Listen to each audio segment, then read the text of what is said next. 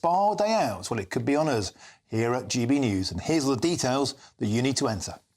It's the Great British Summer Giveaway, and have we got a prize for you? There's a totally tax-free £15,000 in cash to make your summer spectacular. Spend that extra cash however you like. You'll also win a brand new iPhone, Apple AirPods, and if that wasn't enough, a £500 voucher to spend at your favourite UK attraction, so you can enjoy amazing days out this year.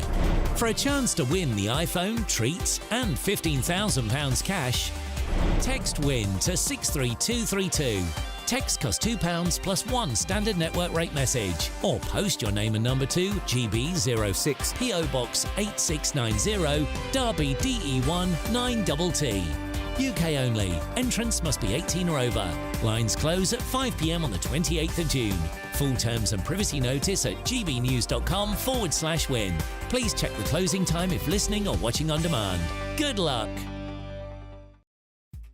Now, senior Labour figures are utterly furious and they're claiming Rishi Sunak lied about their plans to increase tax by £2,000 in last night's live TV debate. I'm going to get to the bottom of it. I'm Martin Daubney on GB News, Britain's news channel.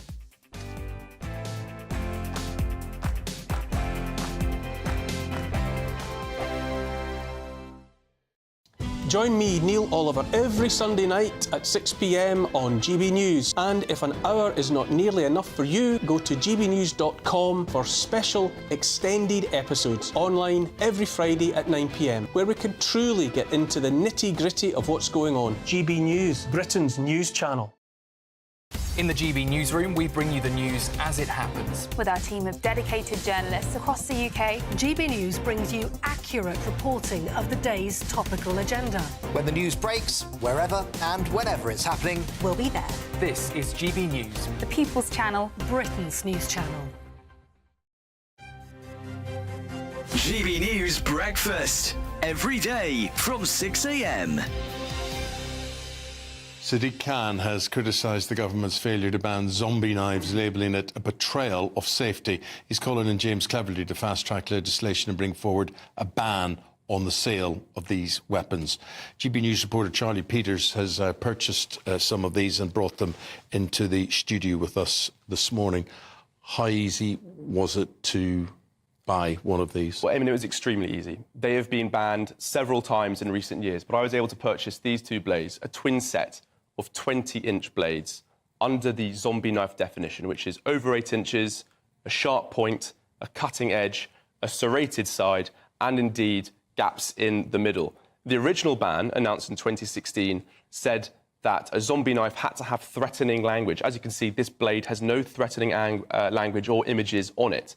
And so more recently... But it's just threatening itself. I mean, it's quite frightening looking, isn't it? That's why the definition was updated this year in January by the Home Secretary James Cleverly, who said that a zombie-style knife needed to be banned, removing the definition of threatening language or emblems on it. Now, 5 different Home Secretaries have tried to ban these blades over 15 different times in recent years. Sarah Newton, the Home Office Minister in 2016, first brought out this proposed ban, and then a year later there was another announcement from Home Secretary Amber Rudd, and they pushed forward again 3 years later to try and clamp down on these weapons, noting that knife crime was soaring. In particular, the threat posed by them in gang crime and gang warfare, really, in London, and more recently in West Yorkshire, that has attracted so much of concern. Knife crime has soared by a staggering 80% since 2015. The People's Channel.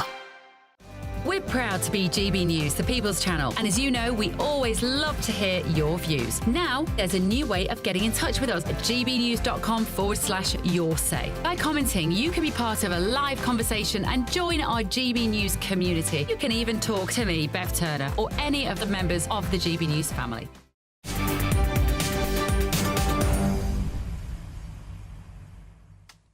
Welcome back. It's 3:21. I'm Martin Daubney and this is GB News. Now, later this hour, I'll have lots more ahead of tomorrow's 80th anniversary of D-Day. And don't forget that at 4 o'clock, we'll show you the Royal British Legion service live from Normandy.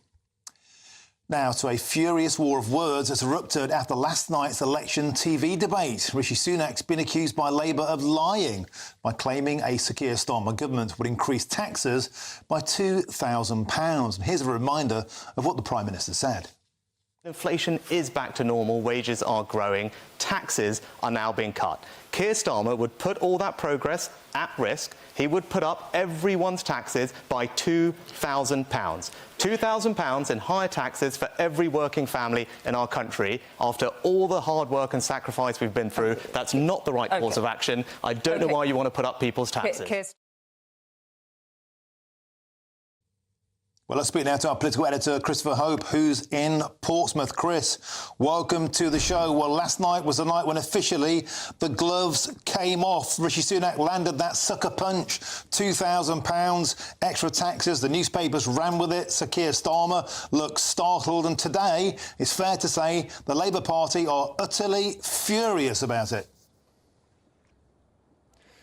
And hi, Martin. Yeah, welcome to Portsmouth, where Sir Keir Starmer's been visiting. That's right. Well, the big row is about a number. It reminds me very much of the 2016 EU referendum, when the big row then was whether leaving the European Union would tip £350 million back into the NHS. Well, the row this time is a figure, £2,094 to be exact, which the Tories say Labour will impose on Britons over the next 4 years to pay for their unfunded spending plans. The Tories say that. Now, there's been a big battle today. We heard from James Bowler, who's the Permanent Secretary of the Treasury. He said that this information announced last night, or presented again last night by the PM, Rishi Sunak, should not be presented as being produced by the civil service. Of course, Rishi Sunak, the Prime Minister, said it came from independent officials. In fact, the figure last night, the £2,000 or so, isn't even new. It was announced by the Chancellor, Jeremy Hunt, a few weeks back. So you'd have thought Labour might have got their ducks in a row about that. And yet when it was produced last night repeatedly by Rishi Sunak, it took the leader of the opposition, Sir Keir Starmer, a good half an hour to question it and deny it. And today they've been on the front foot amongst the Labour Party, calling the Tories are liars for producing this figure. The Tories have hit back. They've gone through the line-by-line spreadsheet of this figure. They tell us that 21 out of 28 of the lines come from official Treasury figures. So they're saying that this figure is correct. We can use it. They are 100% behind it. They say it's even a lowball figure. They say they'd be conservative on the estimates that the Labour government would cost Britons. In fact, the figure is many, many billions more, they say. Sir Keir Starmer's on the warpath about it. He's been talking to journalists, and those interviews will play out shortly. And also, I asked him, for you, Martin, about an interesting question he raised last night in the debates.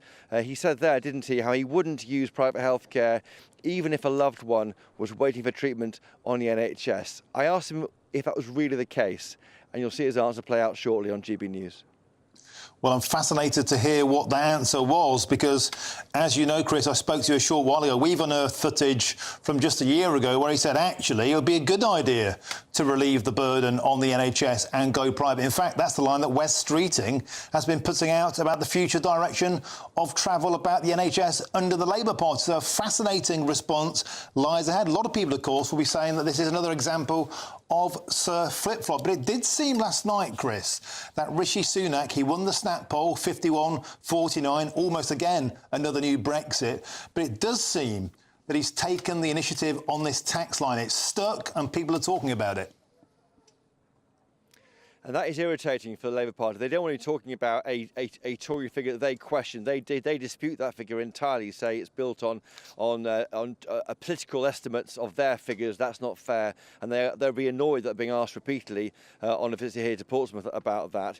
Savanta, by the way, did give Keir Starmer a win, 44% against Sunak on 39%, 17% don't know. The YouGov poll had 51% in favour of Sunak, 49% of Starmer. It was definitely a fight back from Rishi Sunak, I felt. I was in there in the spin room, as you saw last night, talking to Michael Gove and the like about what they thought, along with Wes Streeting and other senior Labour figures. It felt that, for me, that after 6 days of being pummeled by mega polls, starting with the GBNews poll last Friday from Electoral Calculus, running through series of mega polls of tens of thousands of people polled, each giving the Labour Party a three-figure majority. It felt to me that finally you saw the PM come out fighting, not before time for the Tory party, I think.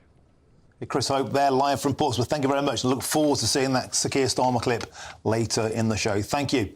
Now, it was a very controversial clash between Rishi Sunak and Sir Keir Starmer in that first TV debate last night. Who better to analyse what happened last night than the man who moderated the first ever leaders' debate in 22? The legend, the great Alistair Stewart. Alistair, an absolute joy to have you back. We had you on the show yesterday for the warm-up, the look ahead to the debate. You looked in, you chaired that Clegmania, the original Clash of the Titans back in 2010. What did you make of last night? Who do you think landed the sucker punch? I totally agree with what Christopher was just saying to you, and that is that the Prime Minister, as I predicted to you when we were talking about it yesterday, would come out fighting. And the thing that struck me as I sat at home watching it was that Rishi didn't look like the guy who was 25% behind in the polls, and that Sir Keir was the guy who was set for the biggest landslide since Tony Blair. I thought that Rishi looked confident, was fleet of foot, and gave as good as he got. And I thought Sir Keir, as I predicted, looked nervous, lawyer-like, and lacking in charisma. So I think it was a victory, as the polling has suggested, for Rishi Sunak. And what we're seeing now, Anas, is an extraordinary situation where this £2,094 tax claim is stuck, it's dominating the news agenda. Sir Keir Starmer being forced to dance to that tune today. And we just heard dramatically that the Labour Party has challenged the Tories to another TV debate specifically about that claim. Darren Jones, as the Shadow Chief Secretary to the Treasury, wants to take on anybody from the Tory party in a second debate. The first debate, they didn't get the result. They want another debate. It's like Brexit. Well, another debate wouldn't be a bad idea, but as you and I discussed yesterday, I actually think the really exciting debate would be Nigel Farage and or Richard Tice versus both of them, because as Robert Buckland was saying earlier on GB News, we got quite close to the ideology of the thing last night.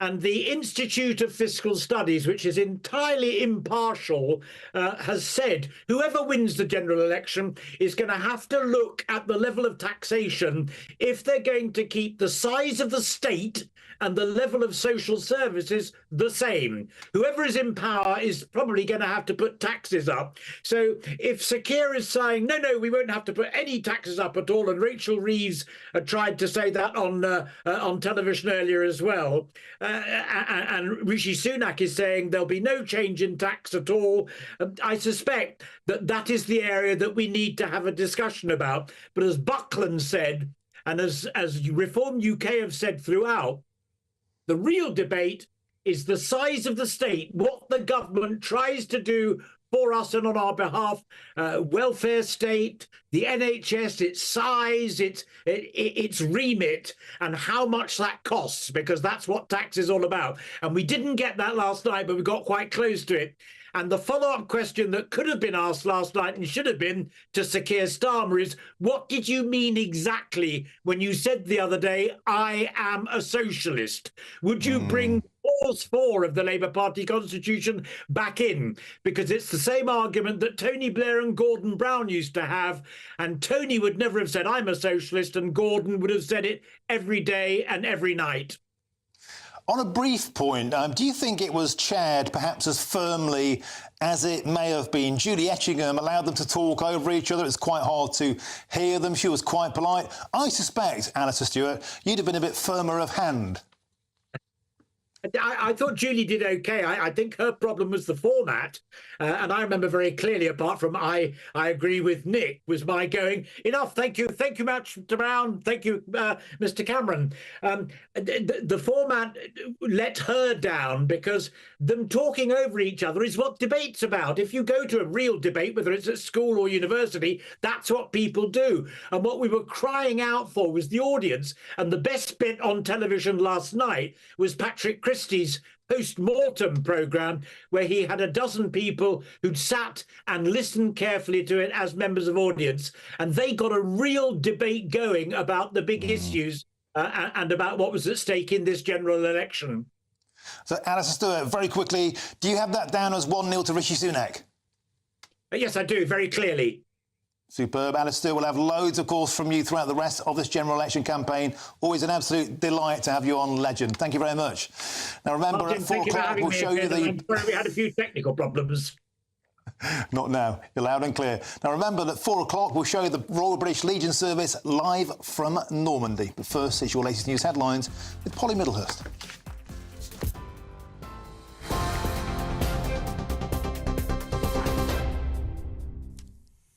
The headlines this hour: the King has been paying tribute to the courage of veterans as 2 days of commemorations have begun for the 80th anniversary of D-Day.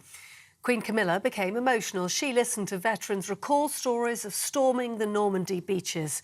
And during his speech, His Majesty the King spoke of the eternal debt we owe those who lost their lives during World War II. Meanwhile, the Red Arrows have performed a fly-past across the Channel, hundreds of paratroopers recreating the historic drop in Normandy in honour of the 80th anniversary of the invasion. In other news today, election campaigning is on the quieter side today to allow for the D-Day commemorations. But Labour has accused Rishi Sunak of lying over claims he made that if the opposition wins the next election, tax for working families will go up by £2,000. During the leaders' debate last night, the Prime Minister suggested Sir Keir Starmer's plans include a £38 billion black hole in the funding. 7 men have been convicted of child sex abuse offences against 2 young girls in Rotherham during the 2000s. The men, all from South Yorkshire, were found guilty following a trial at Sheffield Crown Court. The offences were committed between 2003 and 2008. The men were prosecuted following an investigation by the National Crime Agency as part of Operation Stovewood, which is a major investigation into child sex abuse and exploitation taking place in Rotherham between 1997 and 2013. The 2 victims in this case were just aged 11 and 15 when the offending began. Let me just bring you a breaking line of news that we had just coming into us before we hand back to Martin. A 25-year-old woman has been charged with assault after a drink was thrown at Nigel Farage. The Reform UK leader had been campaigning in Essex yesterday when he was doused with a milkshake coming out of a pub when he was with his supporters. Victoria Thomas Bowen is due in court next month. We understand there'll be no further action taken against a second person who was also arrested at the same time. Those are the headlines. For the latest stories, do sign up to GB News Alerts. Scan the QR code on your screen or go to gbnews.com/alerts.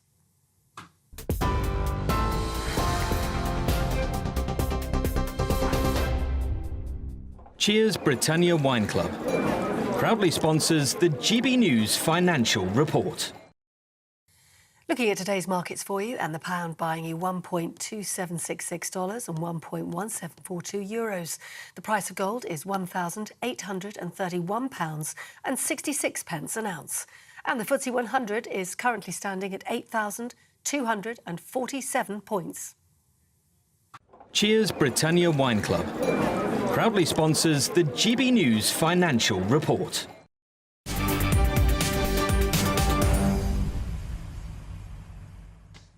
Thank you, Polly. Now, we've got lots more on the 80th anniversary of D-Day on the way in just a few minutes' time. And I'd love to hear your tributes to those brave men who helped to liberate Europe. If you want to get in touch with me, here's Bev Turner with all of the details. We are proud to be GB News, the People's Channel. And as you know, we always love to hear your views. Now, there's a new way of getting in touch with us at gbnews.com/your say. By commenting, you can be part of a live conversation and join our GB News community. You can even talk to me, Bev Turner, or any of the members of the GB News family. Simply go to gbnews.com/your say.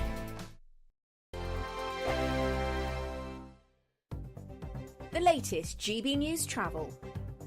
Good afternoon, I'm Jules Buckley. The eastbound M56 is currently blocked just after the turn for Bowden at junction 7. There's queues at the scene of a collision that's been going on for about 45 minutes or so. Northbound M6, all the traffic being held at the Hilton Park services. That's between 10A and 11 northbound. So traffic queuing, that's due to an accident. All the traffic also being held northbound up the M1 around Luton, junction 10 to 11. Again, it's down to a collision. Looking at the live live cameras, naturally causing delays. And Surrey heading south down the M3, a 4-lane stretch between Lightwater Junction 3 and Camberley Junction 4. 2 of the 4 lanes there still closed off for emergency repairs, naturally causing heavy traffic on the approaches. And for now, that's the very latest. You can stay up to date throughout the day by visiting our website, gbnews.com.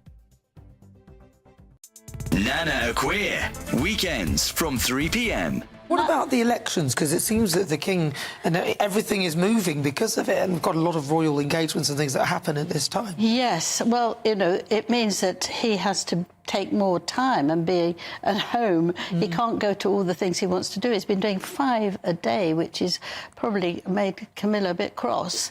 But what they still hope is that they can get the Japanese Emperor and Empress over. That's in July. That they can go to France for the 80th anniversary of the fighting. And he will be able to do 1 or 2 things. And Ascot he's very keen to do. Now, those aren't things that are political in any way. I just want to talk about Harry and Charles's argument, where Harry said he didn't want to stay, he wanted to go to a hotel. And it's come out now that actually King Charles is believed that he was put into, offered St James's, and Princess Anne stays there and Beatrice stays there. And this was for when Harry came over for his 10th yeah, anniversary exactly. And the policemen are wandering around with guns, and there's no chance of actually there being any problem there. So the fact that he said that it wasn't safe for him was not actually a very sensible thing to say, I don't think. Well, he went to Nigeria, and that is, in the world ranking, it's ranked as quite a dangerous place. Yes, one of the dangerous places in the world. But now Harry and Meghan have been invited to go to Ghana. Oh, God. Well, it's interesting because my parents are from Ghana. I have Ghanaian heritage, and I'm thinking she'll probably then claim there's a percentage that she's Ghanaian as well. I'll be like, hang on a minute, you were Maltese, you're also Nigerian, and now German, you're going to say you're Ghanaian and German. Yeah. Come on. Thank you very much. Squeeze it in. Yeah, let's get them all in. Angela Levin, thank you very much. Thank you. The People's Channel. This is GB News, and we are Britain's election channel. This vote may seem to be about the politicians and the media, but it's actually about you. We won't forget that. Join us up and down the country as we follow every moment together. More than ever, it's important to hear all sides as you make your decision in the run-up to polling day. This is GB News, the People's Channel. Britain's election channel.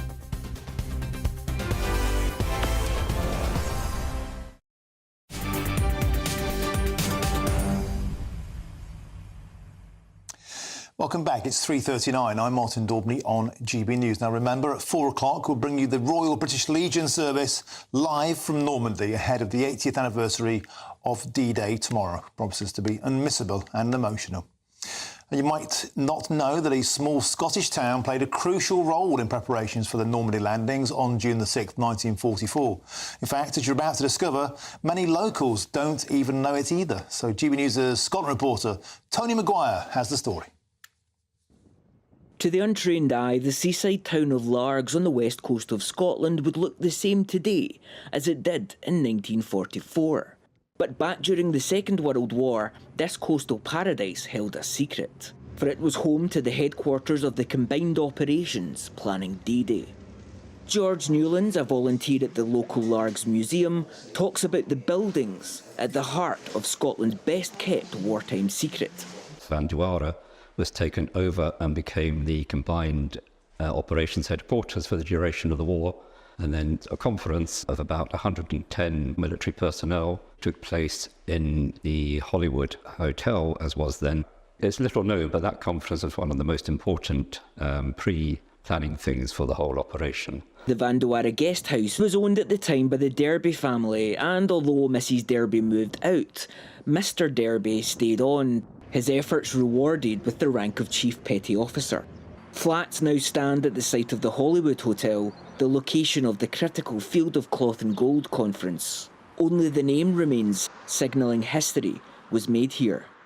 One thing that won't have changed in 80 years is Largs Promenade being a popular site for a stroll. So how much do today's locals know about the history made on their doorstep? Where do you think that would have been planned? here, maybe? Yeah, it's well done. I think that's quite cool that it happened in a wee Scottish town like this. Yeah. London. It was that building right behind me over the corner. Was it really? Yeah. Hollywood House. It's gone now. It's been replaced by flats, but there were meetings here in Largs. I wouldn't have known that, no. I've lived here all my life and I wouldn't have known that. Long-time Largs resident Gordon Scott says younger generations are beginning to take a keen interest in the approaching anniversary. The younger generations are much more interested than maybe my generation was. Again, it was more recent to my generation, so my parents, my father and I were trying to forget it. They didn't talk about the war, but as the time has gone on, you know, we've looked back and we've realised the tragedy of it all. In truth, history was made all across Scotland. The Sheriff Muir Atlantic Wall was used to practice breaching techniques. Oban was a tasting ground for the Mulberry Harbours. Chaff was tasted for the first time at Tantallon Castle in North Berwick. And even Largs has more stories to tell. HMS Largs was the command ship for all the landings that took place in Sword Beach in June 1944. So she was quite an important little ship. 2 of Scotland's surviving D-Day veterans passed the torch to the younger generation this week. But by the next landmark anniversary, it will most certainly fall on the shoulders of youth to champion their story, their courage and their sacrifice. Tony Maguire, GB News. Wonderful stuff. Now, next we'll hear from a D-Day veteran. I'm Martin Daubney on GB News, Britain's news channel.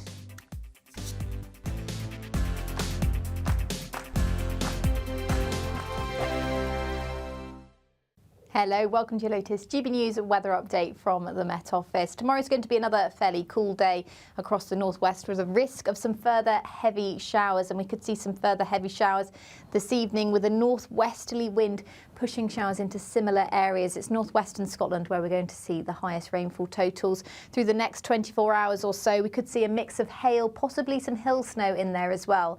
We could also see some showers as far south as southwestern England overnight tonight. Many western areas seeing a bit more in the way of cloud tonight compared to last night.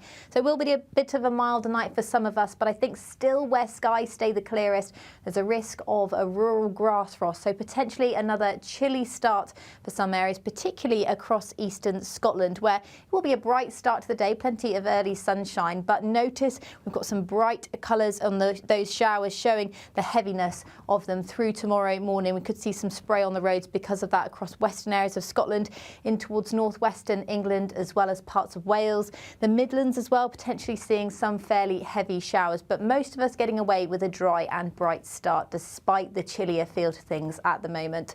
So another fairly cool day to come tomorrow, especially for the time of year, and if you are further north and west, where it will be another showery day. There's another risk of thunderstorms, potentially some hail as well in those showers, especially as we head in towards Thursday evening here. Elsewhere across Wales, central areas of England and across the south coast in particular, they still feel fairly pleasant in the sunshine, highs of 18, possibly 19 degrees, so that's not too bad for the time of year.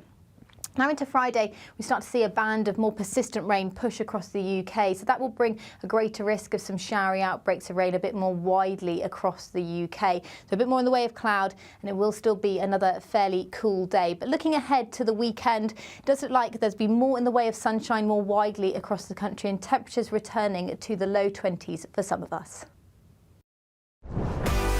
This is GB News, and we are Britain's election channel. This vote may seem to be about the politicians and the media, but it's actually about you. We won't forget that. Join us up and down the country as we follow every moment together. More than ever, it's important to hear all sides as you make your decision in the run-up to polling day. This is GB News, the People's Channel. Britain's election channel.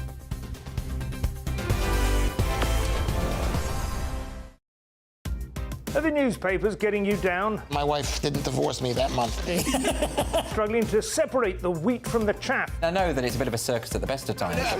Well, don't worry. Headliners has got you covered. We'll take the burden of reading the day's news, and if we get depressed, who cares? It's an occupational hazard, frankly. That's Headliners on GB News from 11 p.m. till midnight, and the following morning, 5 till 6 a.m. on GB News, the comedy channel. Nah, just kidding. Britain's news channel.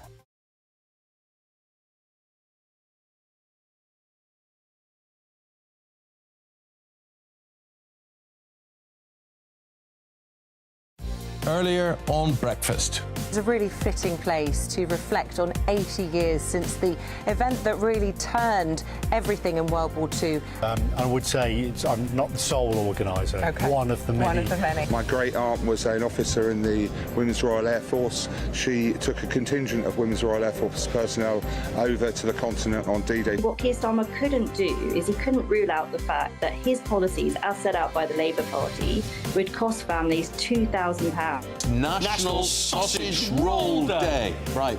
And Greg's, the bakery, they have... Look at the size of my sausage roll, Eamon. From 6, it's Breakfast on GB News.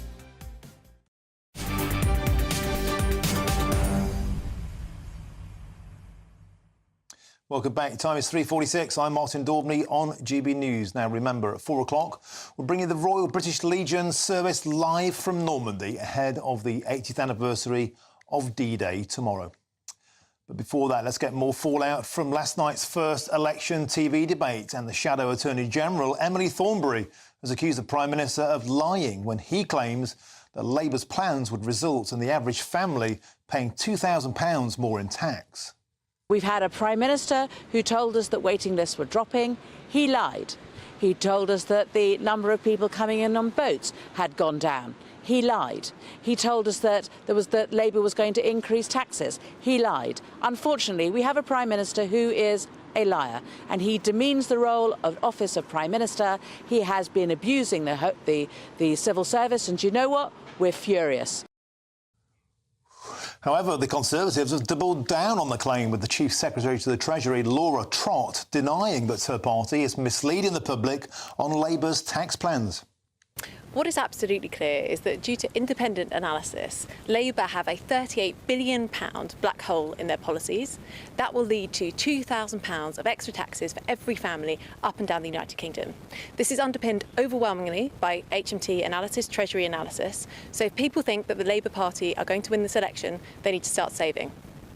But it was presented as being entirely independent, wasn't it, those figures? And that's not quite the case, is it? They're not being misleading the public. No, not at all. What was very clear in the Permanent Secretary from the Treasury's letter today is this followed a very long-established process of opposition costings.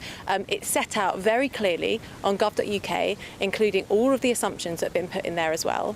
We have on occasion used the Labour Party's own internal analysis of these figures. We've done that to be fair. And now let's get back to Normandy, where in a few minutes' time a Royal British Legion service of commemoration will take place. My GB News colleague Ellie Costello is there for us. Ellie, welcome to the show. Hugely emotional coverage throughout the day and yesterday. You've been fantastic. The King gave an amazing speech in Portsmouth earlier on. He said we are all eternally in their debt, and yet poignantly, Ellie, he referred to tragically these courageous men are now dwindling to so few. And ahead of the service this afternoon, incredibly poignant words.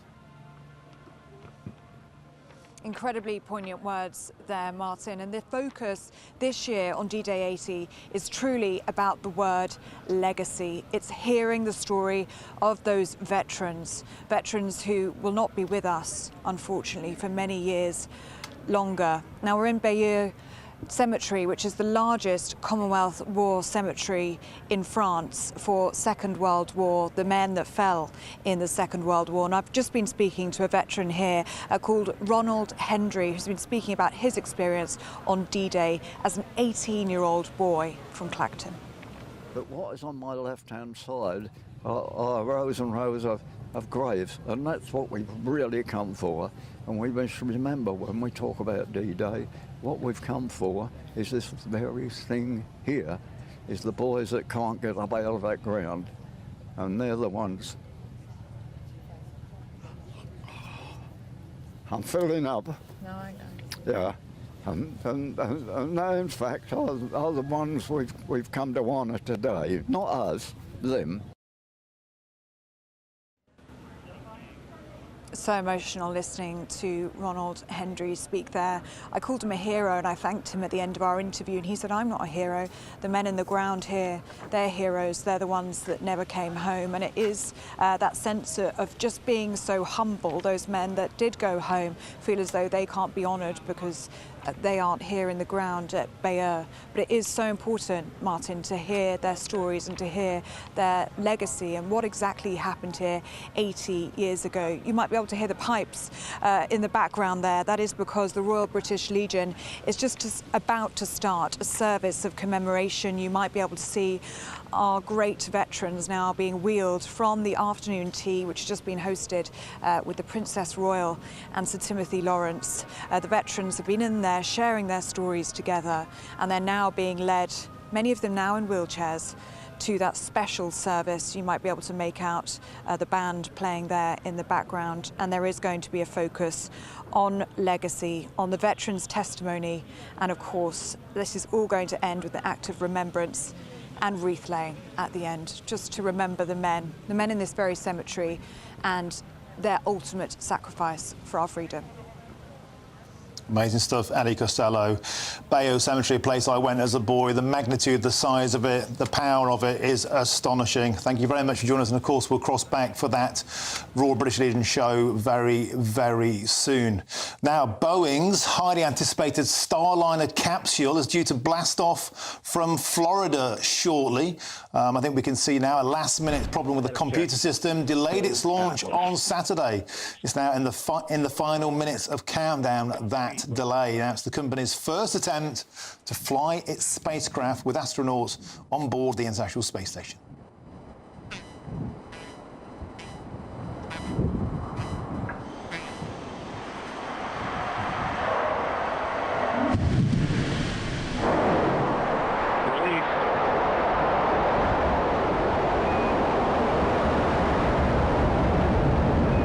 Spectacular stuff, and you can see that's the Starliner taking off there from Cape Canaveral in Florida. So far, it looks like a successful launch. A magnificent sight, truly magnificent sight.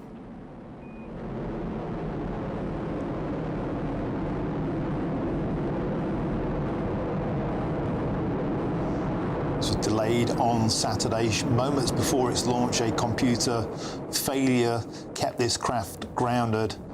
Now it's away.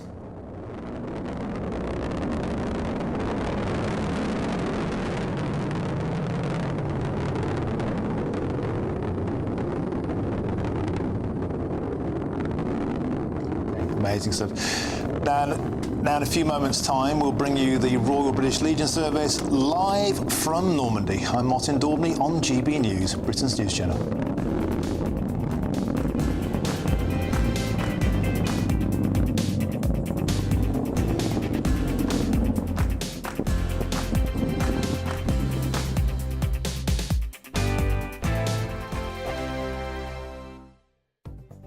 The latest GB News travel.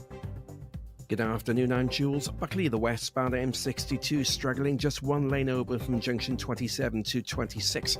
That's Gildersome to Chain Bar, collision causing a lot of congestion. 2 lanes shut to anti-clockwise on the M60 just around the higher Blakely turnoff. That's junction 20. Now long delays for about half an hour back to Failsworth junction 22. That is due to a collision. There's one as well still blocking the eastbound M56 just after Bowden at junction 7, so that's slow going. The earlier collision has cleared northbound at the M1 around Luton, junction 10 to 11, so still looking slow on the approaches. And sorry, if you're heading south down the M3, Lightwater junction 3 towards Camberley at 4, 2 out of 4 lanes still coned off. We are seeing queues. It's for ongoing emergency repairs. And that's the latest. You can stay up to date throughout the day by visiting our website, gbnews.com. We've got summer sewn up with an incredible trio of treats, and you could win them. First, there's a fabulous £15,000 in tax-free cash to ensure this summer is special. What would you spend that on? Next, you'll also receive the latest iPhone 15 and a set of Apple AirPods. And finally, £500 to spend at your favourite UK attraction. Fun in the sun could be on us. For a chance to win the iPhone, treats and £15,000 cash, text prize to 63232. Text costs £2 plus 1 standard network rate message, or post your name and number to GB06 PO Box 8690 Derby DE1 9TT. UK only. Entrance must be 18 or over. Lines close at 5 p.m. on the 28th of June. Full terms and privacy notice at gbnews.com/win. Please check the closing time if listening or watching on demand. Good luck. I'm Patrick Christie's. Every weeknight from 9, I bring you 2 hours of unmissable, explosive debate and headline-grabbing interviews. What impact has that had? We got death threats and the bomb threats on. Our job is to do what's in the best interest of our country. You made my argument for me. My guests and I tackle the issues that really matter, with a sharp take on every story. I'm hearing it up and down the country. That was a beginning, not an end. Patrick Christie's tonight from 9 p.m. only on GB News, Britain's news channel. Hi there, I'm Michelle Dewberry and I'm going to take a second to tell you all about my show, Dubes & Co. We start off with the issues of the day. We then bring in both sides of the arguments. We get rid of the disrespect. And then you throw me into the mix. And trust me, I'll tell it exactly how it is. And then, of course, the magic ingredient, you at home. We mix it all together and what have we got, in my opinion, the best debate show in town. Monday to Friday, 6 till 7 on GB News, Britain's news channel.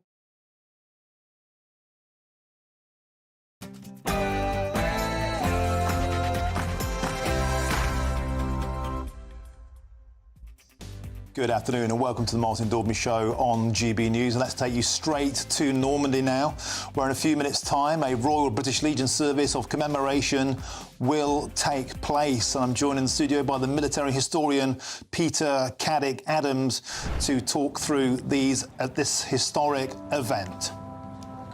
So the service is commencing now, Peter. Can you give us an idea of the numbers of servicemen we can expect to be there today? Yeah, I mean, sadly, there are only about 25 from the United Kingdom. The Americans have brought over nearly 50. I think there's one remaining Frenchman who took part in the invasion. But of course, we've got other servicemen up and down the United Kingdom who are celebrating in their own way and probably aren't able to travel.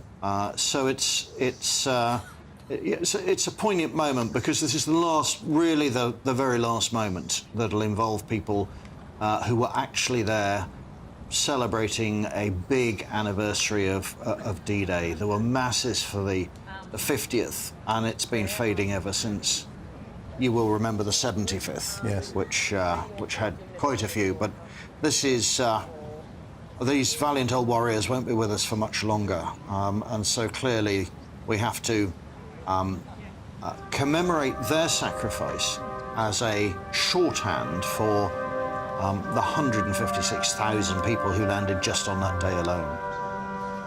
And the youngest now is 97, so just underlining Peter Caddick-Adams, the age of these servicemen. The King spoke very movingly earlier on in Portsmouth, said we are all eternally in their debt. And he very movingly said the courage, the resilience and solidarity of these servicemen cannot fail to move us, to inspire us and to remind us of what we owe to that great wartime generation, now tragically dwindling to so few. Well, I think it means a lot to the King because, of course, his mother served in the Second World War in uniform as a member of the Auxiliary Territorial Service. And his grandfather, King George VI, not only went to Normandy 10 days after the invasion, but had served in the First World War. So there's this long tradition, even within the royal family, of smelling the gun smoke, wearing the uniform, not just talking the talk, but actually being actively involved in conflicts on behalf of the nation. So here we are at Bayeux. I mean, there's a huge number of British and Commonwealth service personnel buried here, but it's not the only cemetery in Normandy. There's another half dozen scattered around, much smaller. So this is again representative of other services that will be taking part in and around Normandy. And this is chosen on the outskirts of Bayeux because this is where one of the big field hospitals were, where the wounded were taken. And those who didn't make it were buried here on the site. So their graves haven't actually been moved since 1944. And I went to this area as a teenager. It never, ever left me. Peter, the sheer magnitude of driving through that Normandy countryside, a seemingly endless sea of those tombstones, just orderly, calm, the serenity that surrounds it, of course, very, very different scenes 80 years ago. Yeah, I mean, Normandy was a very pastoral area, and when the soldiers, it had survived the war very much intact, without very much damage, until the Allies came. And then we absolutely welded it from the air, from the sea. The soldiers fought through it for about 2 months, and so the poor old Normans, who themselves lost huge numbers of civilian casualties, had a fairly quiet war. There's one of the veterans in a wheelchair, and they're nearly all wheelchair bound now. But it makes their presence there all the more poignant, that they, at their age, are determined to make this final journey. And we spoke with one of the veterans earlier, Peter, and even 80 years on, he became very, very emotional, and he said, I'm not here for me, I'm here for those who didn't make it. He talked about the young lads he saw die on the beach, drown at the sea, in the hail of bullets that came out, because, of course, they were going onto beaches where they were met with massive Nazi resistance. Yes, I mean, I was there a few years ago with one chap who commanded a tank, and he said, I just want to go and have a word with my radio operator. And he went off to this quiet corner where his close chum had been buried and had been killed in front of him. And so there was, it telescopes from the strategic and hundreds of thousands of people being involved, right down to the personal, where you have, commemoration between one or two people on that level. And all of these veterans and their families, let's not forget, a lot of those people there in the crowds will be there commemorating another generation, their families, who fought there in 1944. And there's a round of applause there for the veterans as they finally approach the war memorial there, Peter. Yeah, it's an interesting cemetery as well. I mean, it holds all sorts of different ranks and Victoria Cross winners, as well as soldiers, sailors and airmen. And we have to remember that this was an all-in effort. It wasn't just ground soldiers. There are an awful lot of sailors, not just Royal Navy, but Merchant Navy too, whose ships were sunk and they were drowned. There are glider troops, there are paratroops. And there are airmen whose aircraft were shot down supporting the Allied effort. But not everyone here was killed on D-Day itself. Yeah. The campaign finishes in August, and so all of the dead from any of that period are concentrated here. And it's fantastic that they're commemorated. And Peter, the return journey for these old boys must be one of very, very mixed emotions. On the one hand, huge pride. They've made this trip, they're physically able to make this trip, perhaps one final time, Peter. Yet, as we saw with the veterans we spoke to on GBNews earlier, that huge emotion you're confronted with. We grew up on the romance of war. My generation, my grandfathers fought in this war, not at D-Day. But later on, the reality came out, and these lads saw unimaginable horrors. Yeah, I mean, I grew up in what I call the Airfix School of Military History. When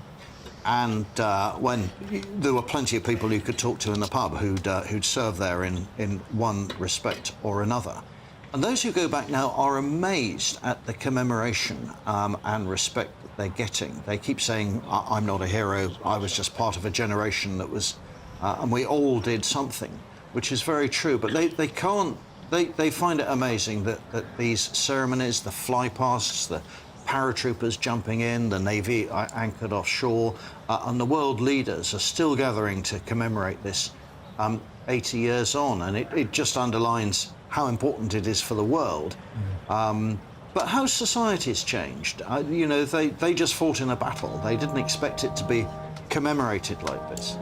And there was a reenactment there of the paratroopers landing earlier today. That's around about 1 p.m. And even seeing that historic site with an echo of the past, as you said, this was a battle fought on land, sea and air. Yeah, I mean, it was the biggest thing the Allies ever did in the Second World War, or have done since. And that's why there are a lot of military folk there who come to study it every year. It's not a long-lost battle whose antics events are gathering dust on a shelf. It's breathed in very real terms by visiting service personnel from all the countries, and plenty who weren't necessarily directly involved. The Swedes come to learn, as well as the Germans, the Italians, the French, and the British, Canadians and Americans, of course. They all have their moments. So the further we go away from D-Day, the curious thing is the more noise it makes and the more we commemorate it, which I think is absolutely right. And the King was talking here about it's our privilege to hear these testimonies. He said so movingly earlier at Portsmouth, Peter, but he also added our role is not purely passive. It is our duty to ensure that we and future generations do not forget their service and their sacrifice in replacing tyranny with freedom. Yeah, I mean, the Second World War, of course, ended in 1945, and within 4 years, the coalition that landed on the shores of Normandy on D-Day reformed as NATO, and the commander on D-Day, General Dwight Eisenhower, became the first commander of NATO. So, in a way, history didn't really stop. There's a continuity right through to today, with that same theme of combating tyranny. So we have the royals there. View just slightly obscured. I think that is Prince William and Princess Anne, is it? We'll just come into view momentarily. Yes, and of course Princess Anne, the Princess Royal, very much involved in military observance, not least now through her husband, who... Yeah, there's Princess Anne there. There's Princess Anne coming into view. As you said, that royal connection, not just one of lip service, but of actual service. I took some of the royal family, the present Duke and Duchess of Edinburgh, on a private battlefield tour of Normandy about 20 years ago, and they were very, very keen to learn. We went through the cemeteries, and they wanted to know all about the headstones, the various units they were Colonel-in-Chief of. And it meant a great deal to them. They took a real interest, and they had done a lot of reading around the D-Day landings as well, which brought home to me how seriously they take it as heads of a nation. But they understand that really D-Day and the events of today and tomorrow are shorthand for our understanding of the Second World War. This is how the Second World War was fought and won, and it begins in Normandy on the 6th of June. We have local dignitaries there joining the royals, and that, does it not, Peter, underlines and cements the huge coming together of the different nations, particularly the French, extending their gratitude during this moment. They lived under Nazi tyranny. The French resistance, of course, were a huge part of the D-Day build-up, helping to disrupt and cause chaos to allow the Allies to have some degree of surprise. But the huge bonds built between the French and the Allies live on all these years later. Yeah, I formed a great friendship with a French resistance fighter who I hope is still with us, Jean Jam, who's about 98. He made his home in the United Kingdom after the war, but he walked out of his school in the summer of 1944, joined the French resistance, and was awarded a Croix de Guerre, a French medal, for capturing Germans who were on their way to try and battle the Allies in Normandy. And they made a very impactful impression on the battle. They stopped German reinforcements going up to the invasion front.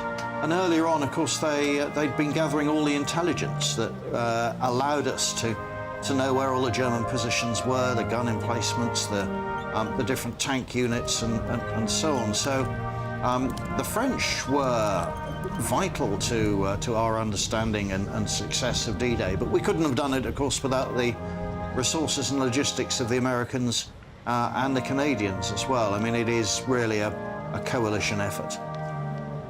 And as you say, a huge plethora of other nationalities joined in. Obviously, the main people who get the credit are the British and the Americans, but a huge plethora of nationalities from around the world joined in.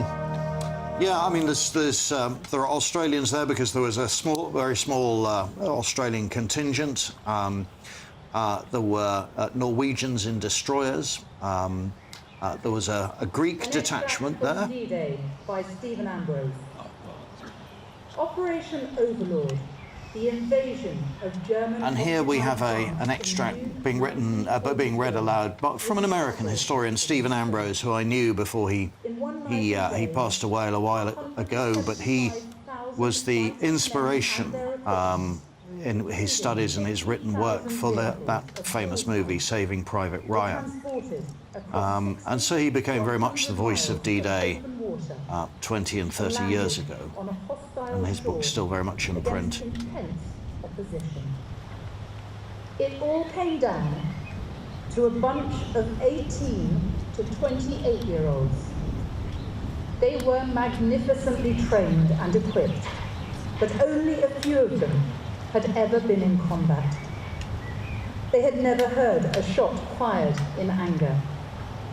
They were citizen soldiers, not professionals. But when the test came, when freedom had to be fought for or abandoned, they fought. They were soldiers of democracy. They were the men of D-Day. And to them, we owe our freedom.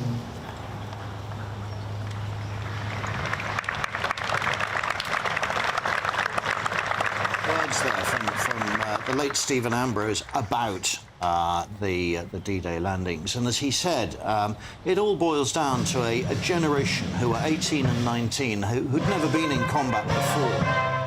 And this was their baptism of fire, if you like. And it could have all gone so horribly wrong. I mean, it was an endeavour that we now know was incredibly successful. But there was a huge fear that it would go wrong because either the Germans would react very strongly or the weather was against us. And of course, we crossed the Channel in very poor weather. And our expectations of a lot of people drowning didn't materialise. But if you look around the headstones in the British and Commonwealth War Cemetery here at Bayeux, you'll see the majority of the ages are 18, 19, 20, 21, and it is a whole... war is the business of fit young men. Today, more women, but in those days it was very much a sort of male preserve. And can you explain to us the flags that we're seeing on screen there, Peter, the march past? Yeah, so the Royal British Legion are running this particular service, and they have branches around the country, and each branch has a standard or a flag, and they have brought them with them. So the Royal British Legion are comprised of ex-service personnel, and they have a branch in nearly every town and village in the United Kingdom. And they're tri-service as well, Army, Navy, Air Force, Marines and so on. But they've all brought their standards with them, and if they're not here, they'll be doing a service somewhere in the United Kingdom. And these are the standards that you see on Remembrance Sunday in our towns and villages. But it's right that they're here, they're getting an airing in this Normandy countryside that, as you reminded us, was 80 years ago tomorrow, would have been whistling with shot and shell, smoke, masses of aircraft overhead. Bayeux is a small city, but the important thing about Bayeux is this is where William the Conqueror comes from. So the 1944 invasion is the 1066 invasion of England by William the Conqueror in reverse, and it's exactly this countryside where William, Duke William of Normandy as he was then, comes from. Okay, now a number of British veterans have made the trip to Normandy to commemorate the 80th anniversary of D-Day. One of them is Ronald Hendry from Clacton-on-Sea. He's been speaking to our presenter, Ellie Costello. I was an able seaman on board a ship called HMS Ulster, which was a destroyer, and it came in up on the D-Day beaches at the time as we came out of the Clyde. And when we were coming out of the Clyde, instead of turning north, we were going, I thought we were going convoying, we turned south for some reason that we didn't understand. And then we got down to somewhere about Cornwall, turned back, went back again.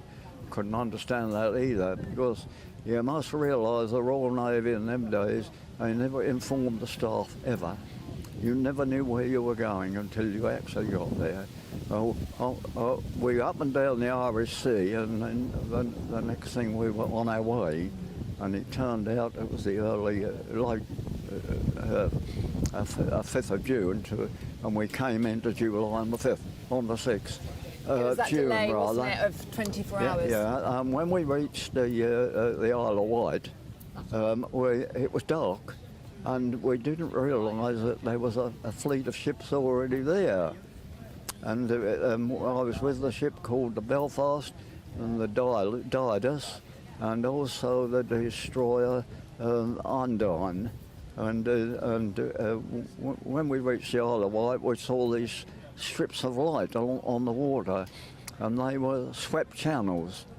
And the four of us went through here, and it was somewhere about midnight when the captain came on the Tannaway and said to us, you will be now going to, we are now going to go to France to help liberate Europe from the tyranny and so forth and so on.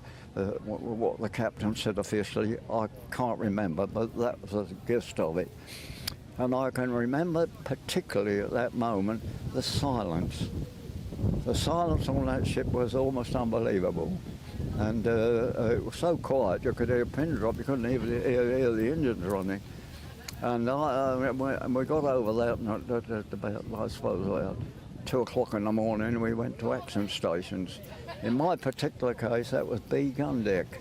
I can't use the word scared because it was all so sudden, it was just a state of apprehension, I suppose you would call it. No, I can't say I was scared. I don't think the fright comes until the first salvo goes. And then, of course, you settle down to do the job in hand. But it was somewhere about 7 o'clock in the morning before the Belfast and the Orion, which was in another section. So it was the Belfast, the Orion, and the Undine and us that opened fire at about 7 o'clock. But what is on my left-hand side are rows and rows of graves, and that's what we've really come for. And we must remember when we talk about D-Day, what we've come for is this very thing here, is the boys that can't get up out of that ground. And they're the ones. I'm filling up. No, I know. Yeah. And they, in fact, are the ones we've come to honour today. Not us, them.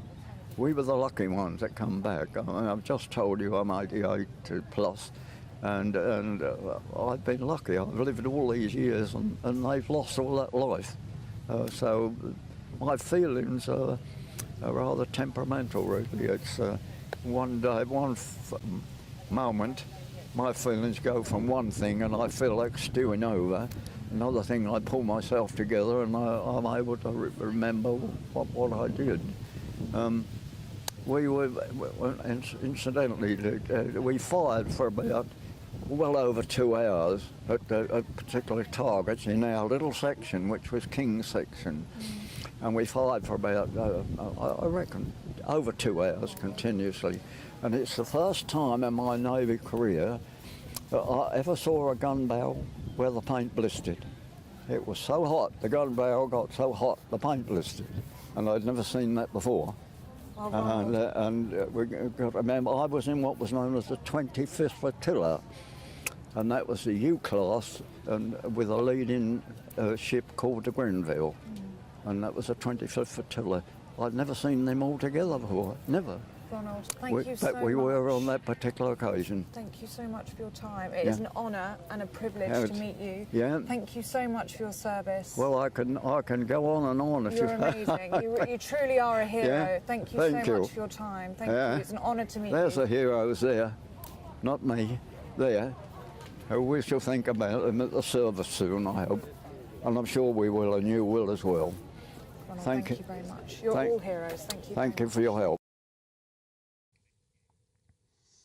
It's hard, isn't it, not to get choked by that. You know, Ronald Hendry there saying they're the heroes, we're the lucky ones.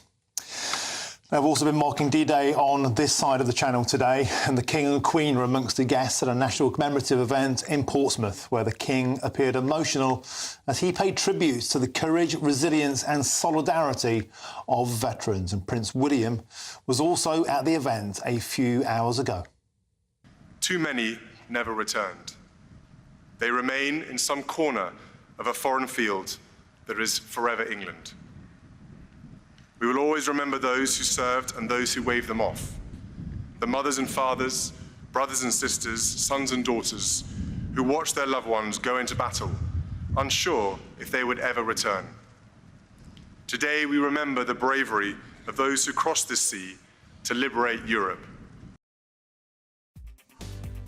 And the King so succinctly put it, we are all eternally in their debt. Now, senior Labour figures are claiming Rishi Sunak lied about their plans to increase tax by £2,000 in last night's TV debate, and I'm going to get to the bottom of it. I'm Martin Daubney on GB News, Britain's news channel.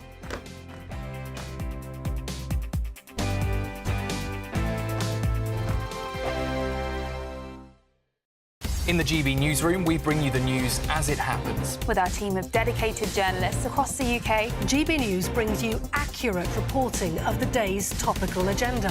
When the news breaks, wherever and whenever it's happening, we'll be there. This is GB News. The People's Channel, Britain's news channel. This is GB News, Britain's news channel. This is about the Biden administration kind of resisting calls from Harry's lawyers whether or not this ongoing thing about releasing his visa records over the alleged, in Spare, he admitted to taking, remember his memoir Spare? He admitted to taking cocaine, marijuana and magic mushrooms.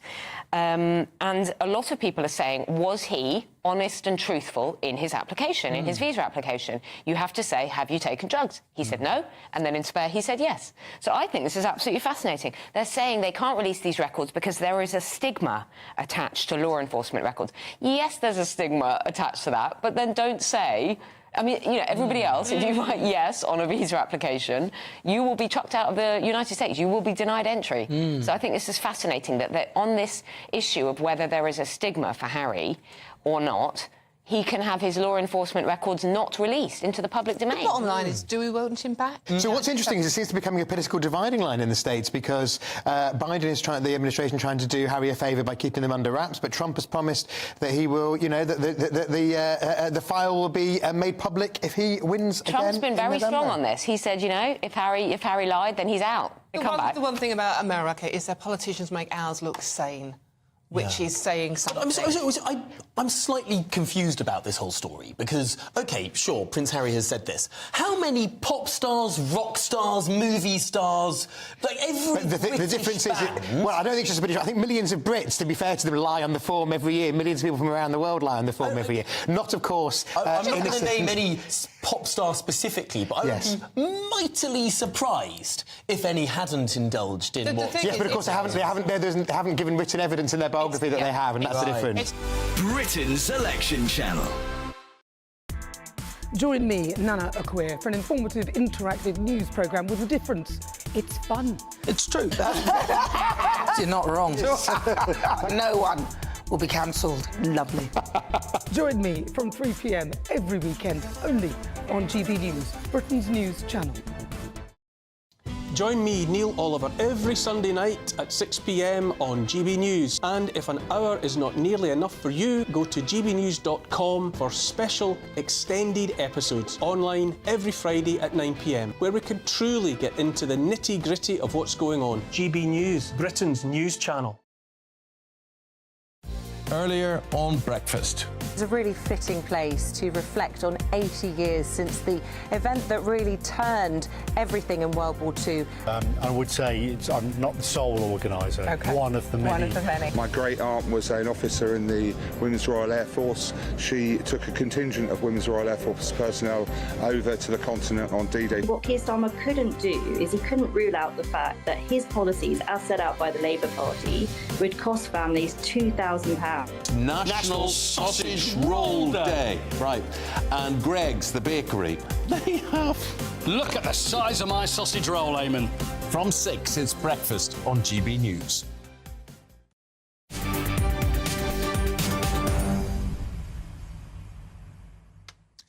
Welcome back. It's 4:26. I'm Martin Daubney on GB News. Now, a brand new giveaway could make your summer extra special, as there's a ton of tech to be won. Days out on us, and £15,000 cold hard tax-free cash to spend however you like. Fancy the chance to win it all?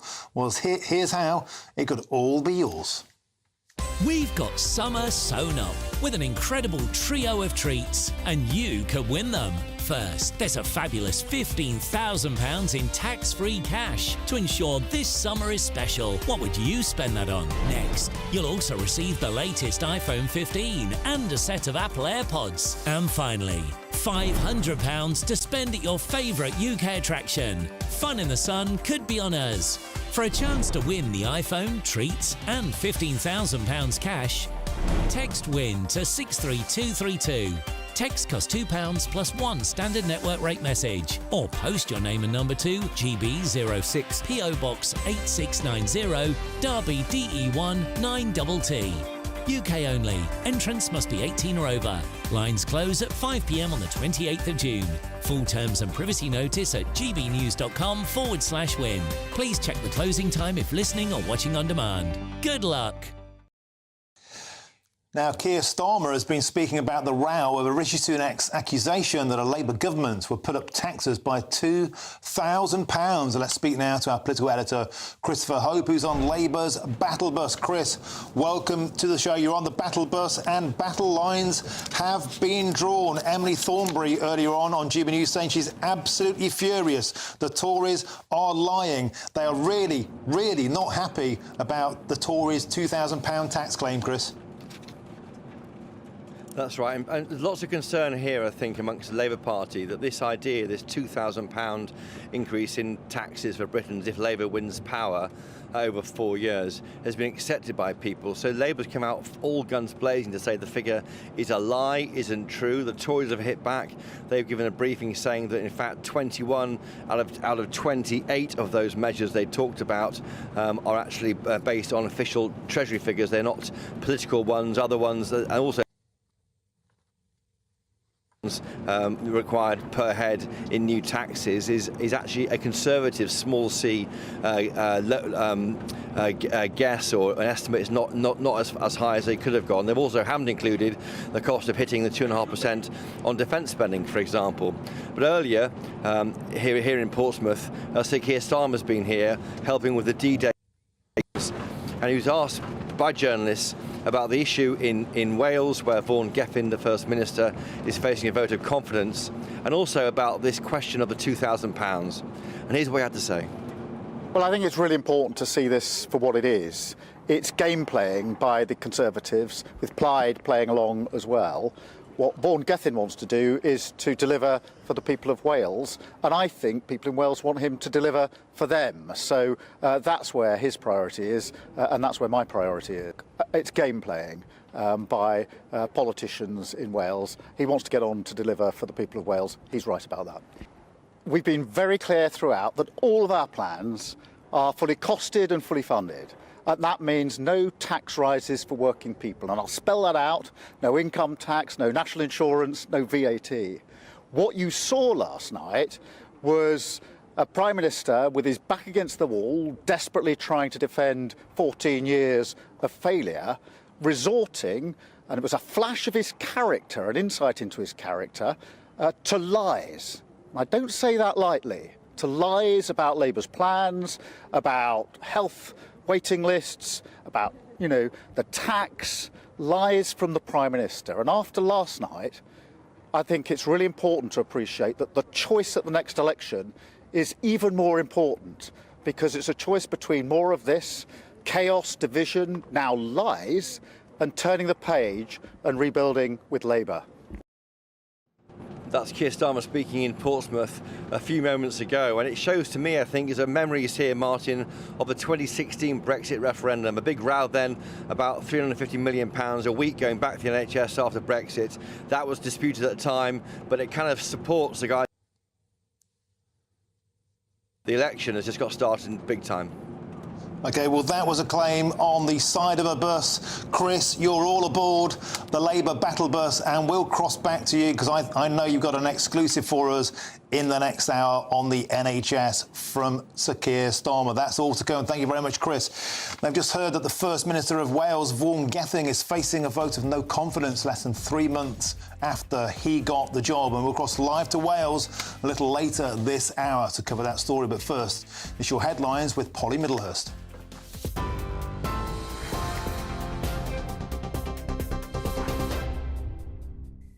The headlines this hour: commemoration events have been taking place in Portsmouth and in Normandy in France, marking 80 years since the D-Day landings.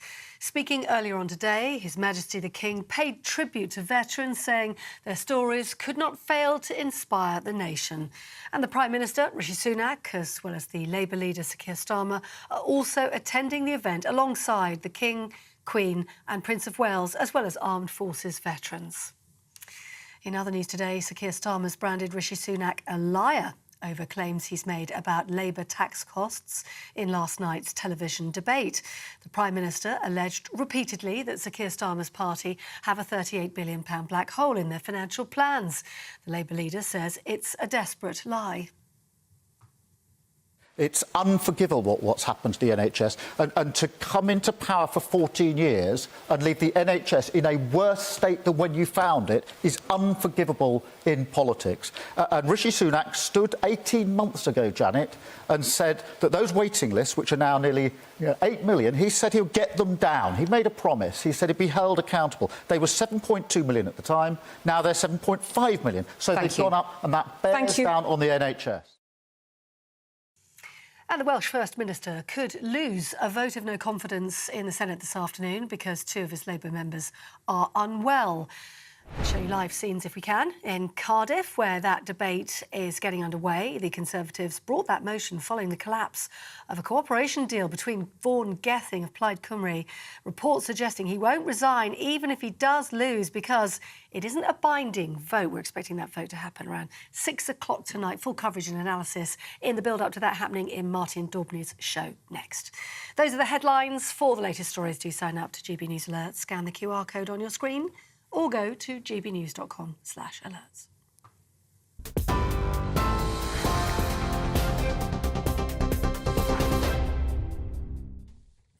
Thanks very much, Polly, and thanks to everyone who's got in touch today via Your Sage. We've got a huge amount of very emotional messages on the topic of D-Day. I'll read out a few of those messages about D-Day and those incredible men who helped to liberate Europe a little later in the show. And if you want to have your say, there's plenty of time to do it. And here's Bev Turner with all of the details.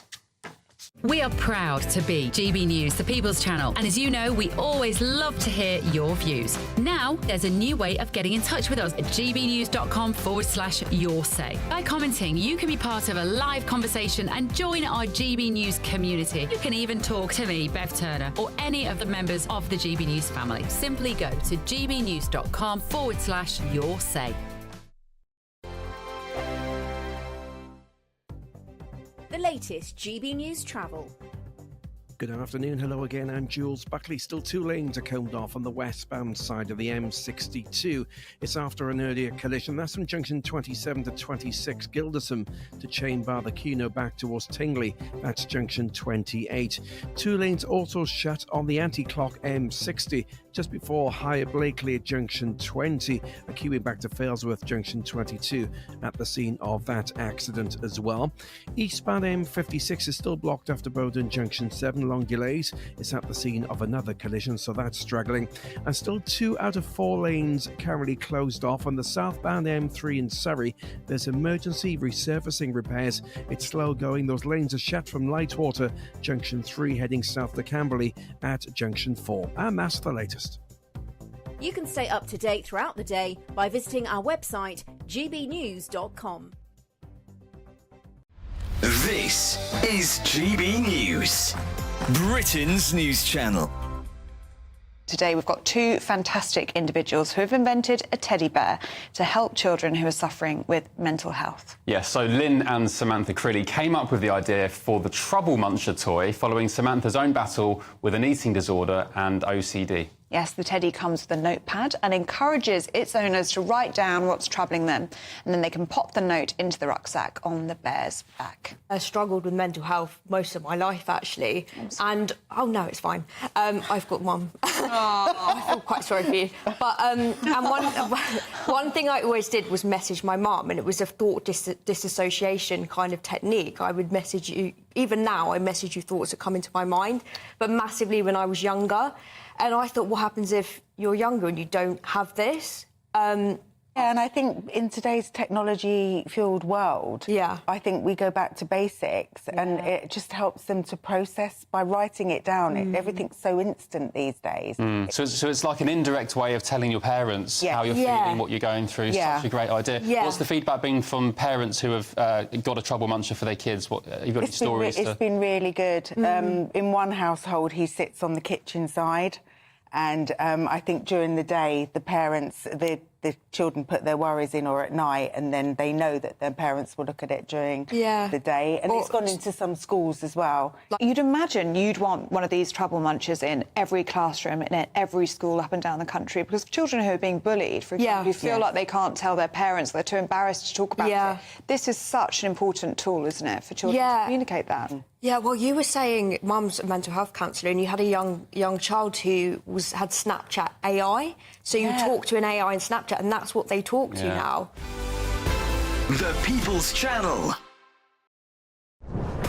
This is GB News, and we are Britain's election channel. This vote may seem to be about the politicians in the media, but it's actually about you. And we won't ever forget that. Join us up and down the country as we follow every moment together. Now, more than ever, it's important to hear all sides as you make your decision ahead of polling day. We're here for you. This is GB News, the People's Channel, Britain's election channel.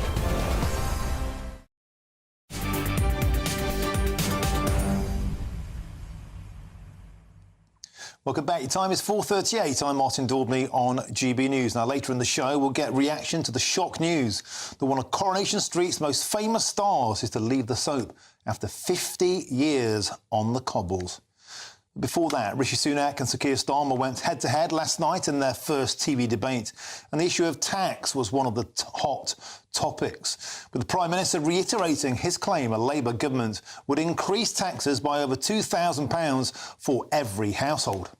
The choice at this election is with my clear plan and bold action to keep cutting your taxes to give you financial security, or put all that progress at risk with higher taxes, £2,000 worth of higher taxes under the Labour. Well, joining us now is GB News' economics and business editor Liam Halligan to make sense of this with On the Money.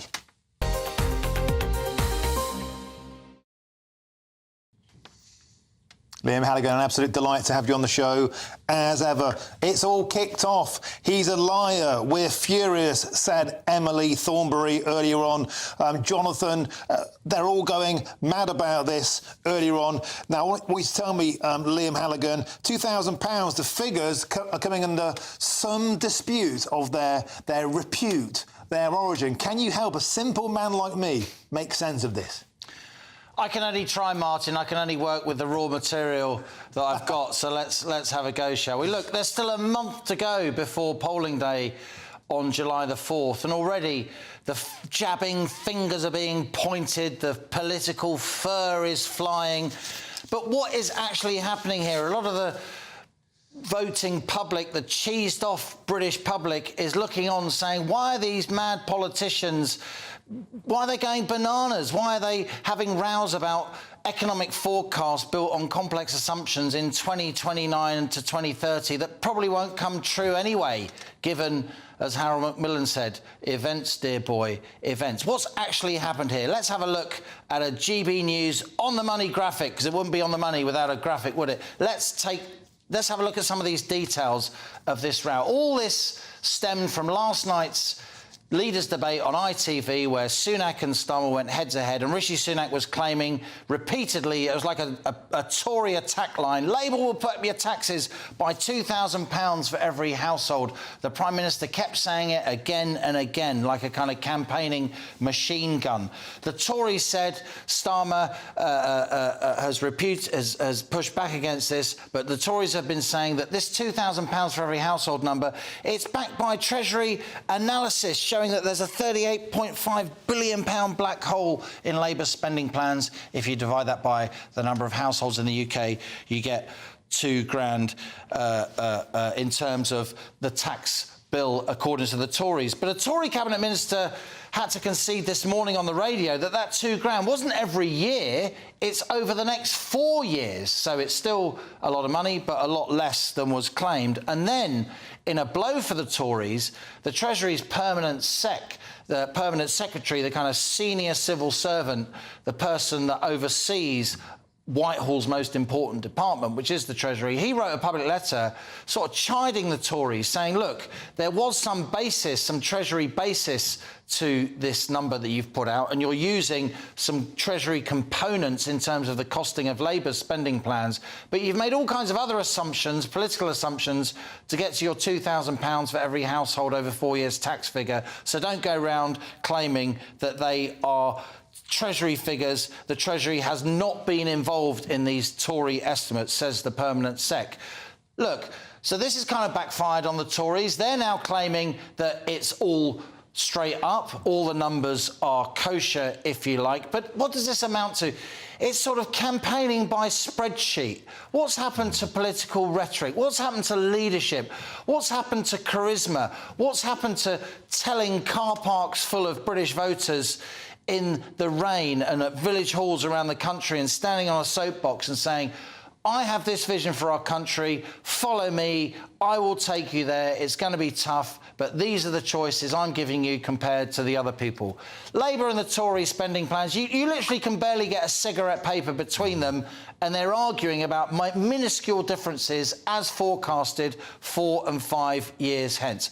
I'm a trained economist, a highly trained economist, probably the only one who's regularly on television. And let me tell you, forecasting the public finances to, many decimal places 4 or 5 years hence, you might as well get a medicine man to do a rain dance. I mean, this is not science. This is a very grubby art in the rather not particularly positive sense of the word art. I don't like to see politicians rowing about inane economic assumptions when they should really, at a time of real concern for the country, and an awful lot of people out there are worried about getting through this cost of living crisis, worried about the economic security of themselves, their children and their grandchildren. Do we really want to see two extremely wealthy men wanging on about economic assumptions, about forecasts 4 and 5 years hence? I'm a trained economist. I should like that sort of thing. I don't like it, and I'm sure a lot of the public doesn't like it either. Well, Liam Hannigan, we've always enjoyed the way you boil it down to bite-sized chunks. But the point is this, that £2,000 figure, it may be of dubious origin, but it's stuck. Everybody's talking about it, Liam. And this is the ultimate cynicism of modern politics. You put something out there, you know it's going to wind up the opposition, you know the opposition are going to contest it, as Labour have. In my view, on this occasion, I'm not a partisan reporter, on this occasion, I'm still weighing up the evidence, but it seems to me for now, in terms of the battle of the spreadsheets, Labour has got the better of the Tories in terms of credibility, at least on this £2,000 figure. But the Tories know that we're all talking about it. So it's £2,000 tax, £2,000 tax, £2,000 of tax. Who's going to remember in the pub that it's not over a year, it's over 4 years? Who's going to remember that this is based on assumptions by special advisors rather than neutral Treasury economists? This is what happens when you get really, really, really into the weeds. We should be looking into the weeds of what the government has done and the government's response to that, rather than trying to get into the weeds of future forecasts, which, take it from me, are little more than educated guesswork at best. So I want to see lots of positive campaigning. I absolutely abhor the fact that front benchers on both the main parties now are now routine in calling the other side liars, liars, pants on fires. What kind of example is that to our kids and to the world? We are one of the world's leading democracies. Westminster is the mother of parliaments. It is lauded around the world, and yet our politics is becoming increasingly over-combative and, in my view, light on detail, big on heat, low on light. Liam Halligan, masterfully put, as ever, boiled down with succinctness, clarity, digestibility. Always an absolute pleasure. Liam Halligan, always on the money. Thank you very much for being on the show. Thank you. Good lad. Now, Vaughan Gething has been First Minister of Wales for less than 11 weeks, but he's already facing a vote of no confidence. How's it gone so wrong for him so quickly? I'm Martin Daubney on GB News, Britain's news channel. Hello, welcome to your latest GB News weather update from the Met Office. Tomorrow's going to be another fairly cool day across the northwest with a risk of some further heavy showers, and we could see some further heavy showers this evening with a northwesterly wind pushing showers into similar areas. It's northwestern Scotland where we're going to see the highest rainfall totals. Through the next 24 hours or so, we could see a mix of hail, possibly some hill snow in there as well. We could also see some showers as far south as southwestern England overnight tonight. Many western areas seeing a bit more in the way of cloud tonight compared to last night. So it will be a bit of a milder night for some of us, but I think still where skies stay the clearest, there's a risk of a rural grass frost. So potentially another chilly start for some areas, particularly across eastern Scotland, where it will be a bright start to the day, plenty of early sunshine. But notice we've got some bright colours on those showers, showing the heaviness of them through tomorrow morning. We could see some spray on the roads because of that across western areas of Scotland, in towards northwestern England as well as parts of Wales. The Midlands as well, potentially seeing some fairly heavy showers, but most of us getting away with a dry and bright start despite the chillier feel to things at the moment.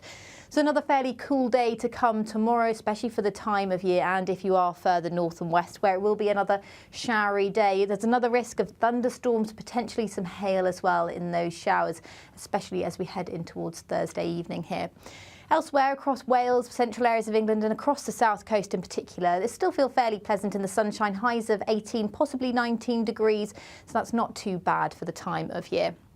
Now into Friday, we start to see a band of more persistent rain push across the UK, so that will bring a greater risk of some showery outbreaks of rain a bit more widely across the UK. So a bit more in the way of cloud, and it will still be another fairly cool day. But looking ahead to the weekend, it does look like there's been more in the way of sunshine more widely across the country, and temperatures returning to the low 20s for some of us.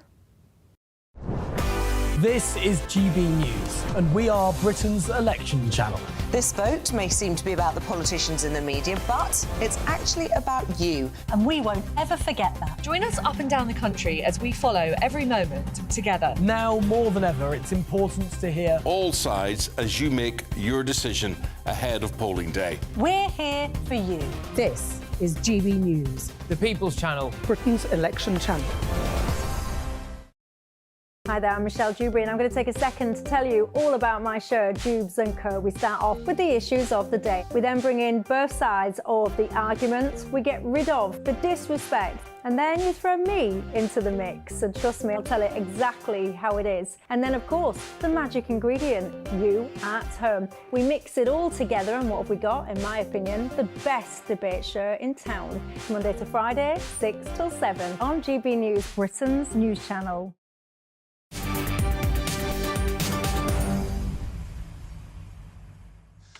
Welcome back. It's 10 to 5. I'm Martin Daubney on GB News. Now at 5 o'clock, we'll cross live to Normandy as we mark the 80th anniversary of D-Day, which of course is tomorrow. But before that, the Labour Welsh First Minister Vaughan Gething is about to face a vote of no confidence in the Welsh Senedd. He appeared to get emotional earlier during the debate ahead of the vote and was comforted. Mr Gething was only elected in March but has had a turbulent first few months. He's been criticised for accepting campaign donations from a man convicted of environmental offences. And the cooperation deal between Labour and Plaid Cymru has collapsed. And I'm now joined by Martin Shipton, who's the Associate Editor of Nation Cymru. Thanks for joining us on the show, Martin. Martin, a dramatic moment, a huge vote ahead. What can we expect? Well, it is, and I think to the surprise of many people, there is a very strong possibility that Vaughan Gething is going to lose this vote. People need to understand that the mathematics are very finely balanced in the Senedd. There are 30 Labour members and 30 opposition members, and therefore, in the normal course of events, if there were a tied vote, the presiding officer would vote in favour of the status quo, which would effectively mean that Vaughan Gething would get through. However, there are a couple of Labour members who are ill, and they are not going to be participating in this event at all, which means that the opposition has the majority. So therefore, we're going to be faced with a position where it's extremely likely that the First Minister will be the subject of this no confidence vote and that he will lose it.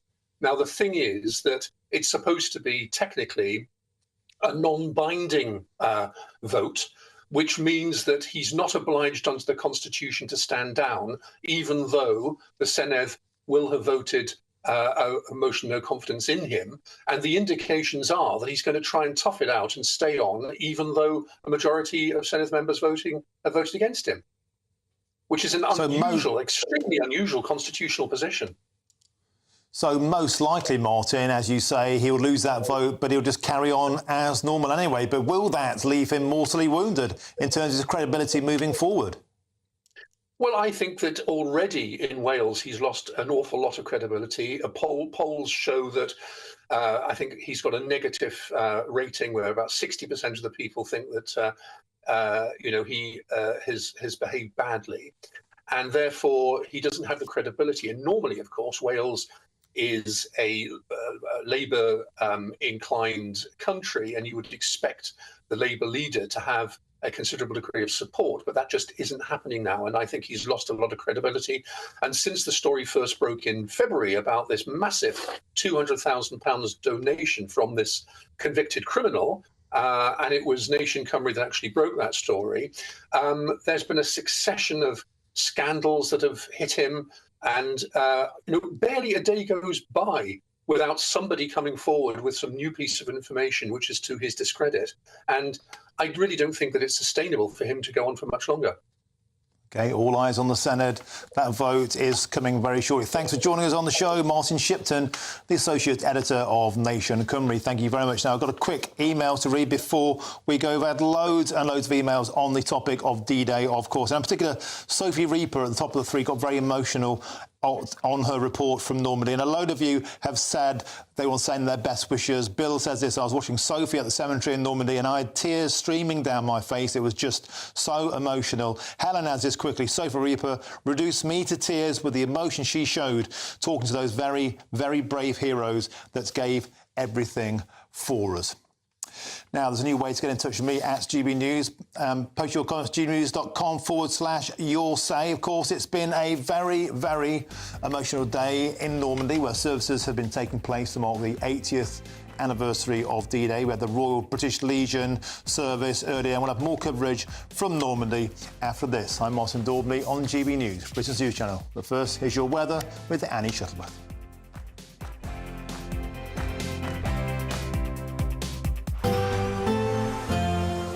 A brighter outlook with Box Solar, sponsors of weather on GB News.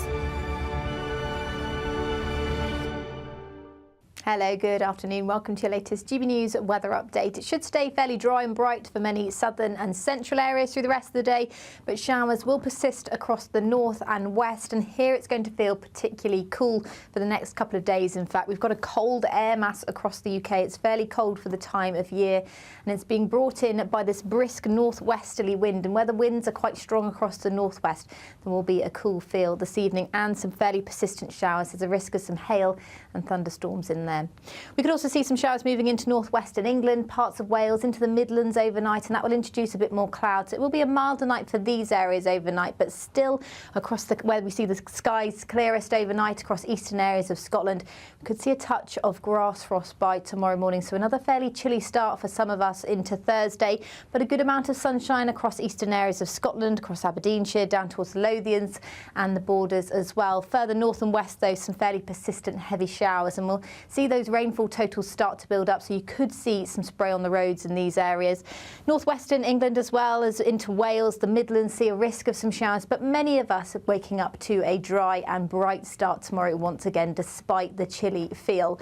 It's going to be another cool feeling day, still fairly brisk northwesterly winds across the northwest, but elsewhere, the winds will be a little bit lighter, so in any sunshine, particularly across the south and in central areas of England and Wales, it's not going to feel too bad at all. Temperatures still climbing up towards the mid-teens. We could see 19 degrees across the south. It's a little lower than it has been lately, but as I said, it won't feel too bad in the sunshine in the south, but still that cool feel will persist across the northwest of Scotland in particular, but also Northern Ireland, southern areas of Scotland as well, through a lot of Thursday evening as well. Further showers to come a bit more widely on Friday before it turns a little bit drier and brighter into the weekend, with temperatures climbing a little too. Looks like things are heating up. Boxed boilers, sponsors of weather on GB News.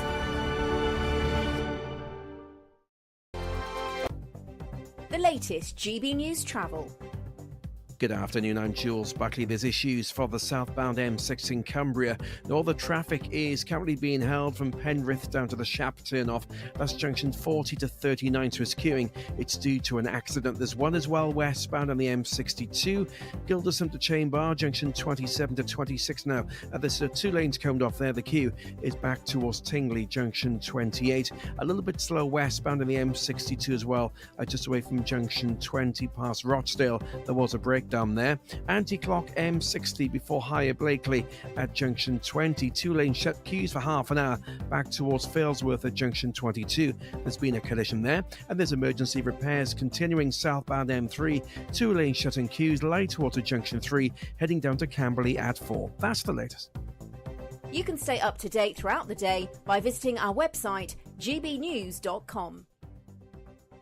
It's the Great British Summer Giveaway, and have we got a prize for you? There's a totally tax-free £15,000 in cash to make your summer spectacular. Spend that extra cash however you like. You'll also win a brand new iPhone, Apple AirPods, and if that wasn't enough, a £500 voucher to spend at your favourite UK attraction, so you can enjoy amazing days out this year. For a chance to win the iPhone, treats, and £15,000 cash, text prize to 63232. Text costs £2 plus one standard network rate message, or post your name and number to GB06 PO Box 8690 Derby DE1 9TT. UK only. Entrance must be 18 or over. Lines close at 5 p.m. on the 28th of June. Full terms and privacy notice at gbnews.com/win. Please check the closing time if listening or watching on demand. Good luck. I'm Patrick Christie's. Every weeknight from 9, I bring you 2 hours of unmissable, explosive debate and headline-grabbing interviews. What impact has that had? We got death threats and the bomb threat and so on. Our job is to do what's in the best interest of our country. You made my argument for me. My guests and I tackle the issues that really matter, with a sharp take on every story. I'm hearing it up and down the country. That was a beginning, not an end. Patrick Christie's tonight from 9 p.m. only on GB News, Britain's news channel. Are the newspapers getting you down? My wife didn't divorce me that month. Struggling to separate the wheat from the chaff? I know that it's a bit of a circus at the best of times. Well, don't worry. Headliners has got you covered. We'll take the burden of reading the day's news, and if we get depressed, who cares? It's an occupational hazard, frankly. That's Headliners on GB News from 11 p.m. till midnight, and the following morning, 5 till 6 a.m. on GB News, the comedy channel. Nah, just kidding. Britain's news channel.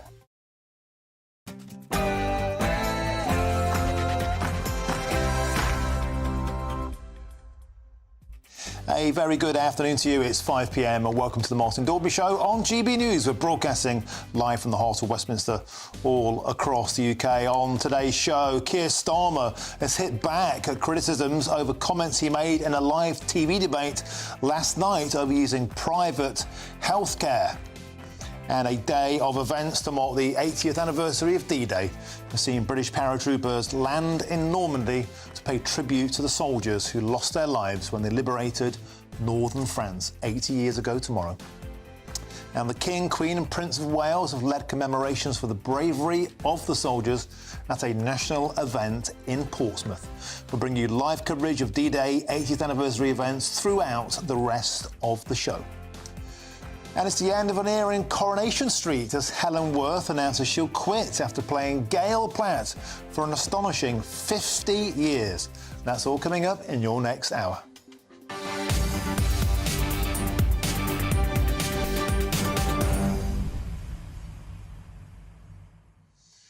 Well, the show, delight to have your company. Also, Vaughan Gething, the Welsh First Minister, is about to face that vote of no confidence, which is expected to lose. We'll have that as it comes through. Plus, coming very soon, an exclusive new line from Chris Hope, who's been speaking to Labour leader Sir Keir Starmer a few moments ago in Portsmouth. Last night on the TV debate, people's jaws hit the floor when Keir Starmer was asked, would you use private healthcare in Britain if a relative of yours was on a long NHS waiting list? And he said no. Well, we've unearthed coverage previously where he said, actually, the Labour Party should be using more of the private service on healthcare front. And indeed, Wes Streeting agrees. We put him on the spot. We've got that coming up for you very, very soon, so don't go anywhere. Now, get in touch with all your views. Hundreds of comments coming in, your says, on the topic of D-Day already. You're as emotional as we are out there. Please keep them coming in. I'll read out as many as I can before the end of the show. And the way to do that, of course, is gbnews.com/your say. But before all of that, it's your headlines with Polly Middlehurst.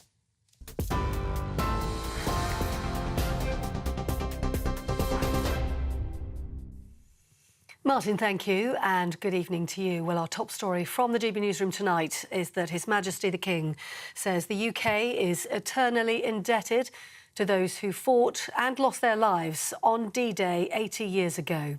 Events have been taking place in France and in Portsmouth, where 8 decades ago, 150,000 men set off from and for the largest seaborne invasion in history. Hundreds of personnel parachuted into Normandy to remember those who did the same all those years ago. Well, speaking earlier, King Charles paid tribute to veterans, saying their stories could not fail to inspire the nation.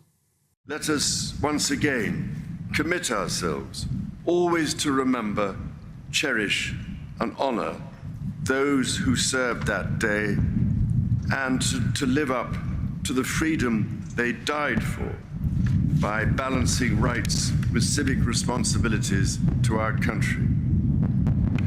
For we are all eternally in their debt.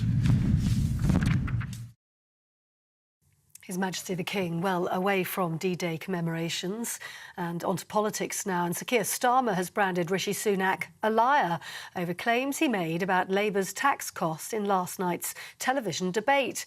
The Prime Minister alleged repeatedly that Sir Keir Starmer's party have a £38 billion black hole in their financial plans. But the Labour leader says that's a lie. What you saw last night was a Prime Minister with his back against the wall, desperately trying to defend 14 years of failure, resorting, and it was a flash of his character, an insight into his character, to lies. I don't say that lightly. To lies about Labour's plans, about health waiting lists, about, the tax, lies from the Prime Minister. Meanwhile, the Energy Secretary, Claire Coutinho, disagreed with that. She instead reiterated the Prime Minister's claims. Keir Starmer couldn't do is he couldn't rule out the fact that his policies, as set out by the Labour Party, would cost families £2,000 in extra taxes. And he couldn't rule out the fact that pensioners for the first time under Labour plans would have to pay tax on their state pension next year. And actually, that's the substance of what people are choosing between. And I really thought, actually, it was quite shocking that on all of those major issues, Keir Starmer was woolly. He didn't have any clear plans or proposals to address some of the challenges that the country is facing. Claire Coutinho. Well, in more exclusive election news, Sir Keir Starmer has been defending his choice to rely solely on the NHS, despite earning £128,000 a year as an MP and opposition leader. In an interview, the Labour leader told GB News he has unwavering confidence in the health service and referenced his life-saving treatment that his mother received. He says it was the NHS that pulled her through every time. I grew up with my mum suffering. She was extremely ill. She nearly died several times, and she was treated on every occasion by the NHS on an urgent basis. I have 100% confidence in the NHS, and that is why I wouldn't use anything other than the NHS, and I wouldn't for my relatives. But this is a lived experience for me, because as I was growing up, particularly when I was a teenager, I was in the high dependency unit with my mum, and we nearly lost her a number of times, but she was absolutely clear that it was the NHS that pulled her through every time. I say thank you to them, and I would use them. And when you're DPP... Sir Keir Starmer. Well, extraordinary scenes today in the Welsh Senate. The Welsh First Minister has been spotted crying during a debate ahead of a vote of no confidence on his leadership. Let's show you those live scenes then inside the Cardiff Senate, where debate is now taking place. The Conservatives brought a motion of no confidence following the collapse of a cooperation deal between Vaughan Gething and Plaid Cymru. Reports are suggesting, though, he won't resign, and even if he does lose, because it isn't a binding vote. We're expecting that vote to happen around 6 o'clock tonight. Full coverage right here, GB News. The Liberal Democrat leader, Sir Ed Davey, has apologised for speeding, saying he missed the temporary signs on the M1 in Bedfordshire. He says he quite rightly paid a fine and had 3 points added to his licence. He was caught doing 73 miles an hour in a 60 zone. He also said the failure to provide documentation had been a genuine oversight, with the case brought before magistrates in March. And lastly, today, the first banknotes carrying the portrait of King Charles will go into circulation today. Notes that still feature the image of Her late Majesty Queen Elizabeth II will remain legal tender and circulate alongside those bearing the King's image. The new notes will only be printed to replace those that are worn or to meet any overall increase in demand in order to minimise the environmental and financial impact of the change. That's the news. For the latest stories, do sign up to GB News Alerts. Scan the QR code on your screen or go to gbnews.com/alerts.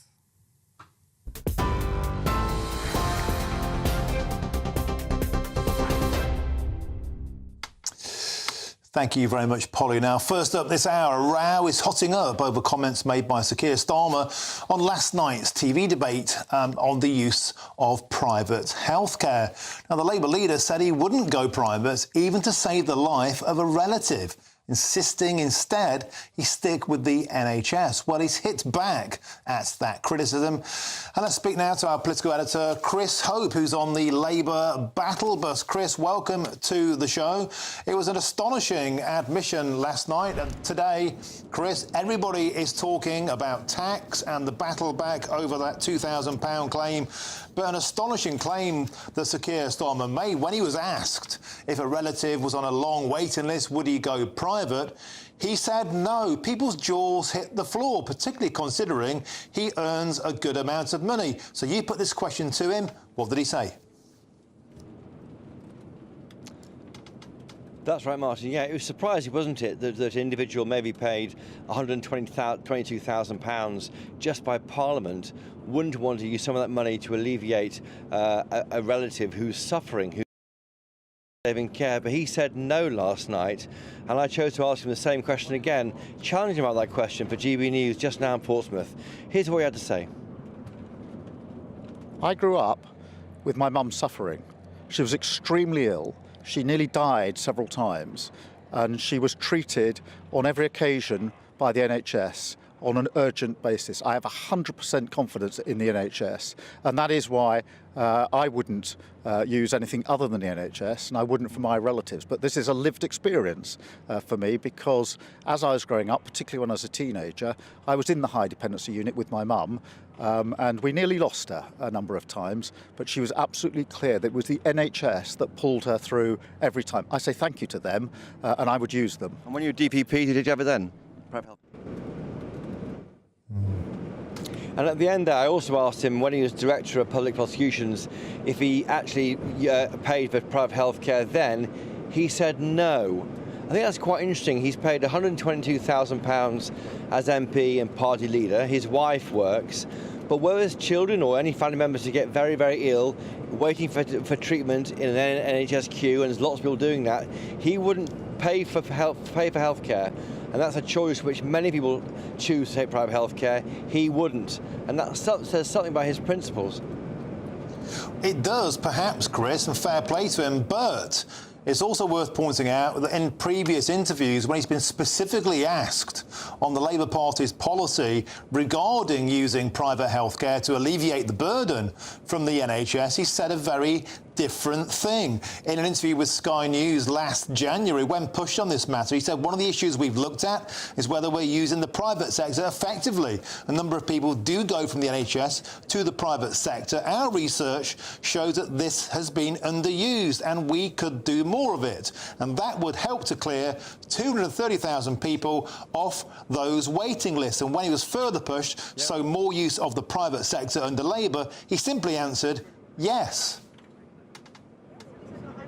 Yes, I mean, you're totally right, Martin. The difference there, of course, is, and Wes Streeting has told us on your programme, hasn't he, that he would use private healthcare to clear the entire NHS waiting list if he could. I think what's happening here, Labour aren't saying that you or I or anybody can't use private healthcare. He's saying that Keir Starmer, as leader of the opposition, even faced with, a child, a loved one in severe pain, wouldn't try to get earlier treatment by paying for it. And, that's quite a challenge for him, but that's where he sits. OK, I mean, some may say it's a very principled stand. Others may say it directly contradicts his own policy platform. But Chris Hope, thank you very much for putting Sir Keir Starmer on the spot in Portsmouth. And good luck on Labour's battle bus. Cross back to you soon and throughout the week. Always a pleasure. Thank you very much. Now, moving on to the events to mark tomorrow's 80th anniversary of D-Day. And earlier today, British paratroopers parachuted into Normandy back in 1944. Airborne landings on the 5th of June played a crucial role in making D-Day the success it proved to be. And the last surviving D-Day veterans have also been attending commemoration events in northern France as they look to pay tribute to their fallen comrades on the very soil where they fell, and probably for the last time. Earlier on, we spoke to D-Day veteran Ronald Hendry. But what is on my left-hand side are rows and rows of graves, and that's what we've really come for. And we must remember, when we talk about D-Day, what we've come for is this very thing here, is the boys that can't get up out of that ground. And they're the ones I'm filling up. No, I know. Yeah. And they, in fact, are the ones we've come to honour today. Not us, them. You know, I've seen that clip a number of times today, and it still gets me every time. And a number of British veterans have made the trip to Normandy to commemorate the 80th anniversary of D-Day. And that was Ronald Hendry from Clacton-on-Sea. He'll be speaking to Ellie Costello. Now, we've been marking the D-Day on this side of the channel today as well. And earlier on, the King and the Queen were among the guests at a national commemorative event in Portsmouth, where the King appeared emotional as he paid tribute to the courage, resilience and the solidarity of veterans. And Prince William was also at the event a few hours ago. Too many never returned. They remain in some corner of a foreign field that is forever England. We will always remember those who served and those who waved them off. The mothers and fathers, brothers and sisters, sons and daughters who watched their loved ones go into battle, unsure if they would ever return. Today we remember the bravery of those who crossed this sea to liberate Europe. And the King also emotionally added, such stories of courage, resilience and solidarity cannot fail to move us, to inspire us and to remind us of what we owe to that great wartime generation, now tragically dwindling to so few, finally saying, we're all eternally in their debt. And you get lots more on the D-Day commemorations on our website, of course, and thanks to you, GBNews.com is the fastest growing national news website in the country. It's got breaking news and all of the brilliant analysis you've come to expect from us here at GB News. Now, next, I'm going to discuss the safety of politicians during this election campaign. And this, of course, follows the attack on Nigel Farage yesterday, in which he had milkshake thrown over him. Should this be clamped down on, or should it just be a part of the campaign trail? Looking forward to a fierce debate on this. I'm Martin Daubney on GB News, Britain's news channel.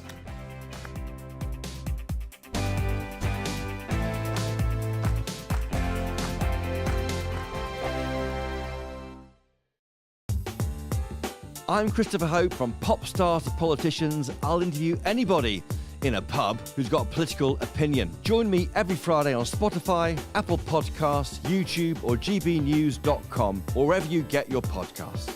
GB News, Britain's election channel.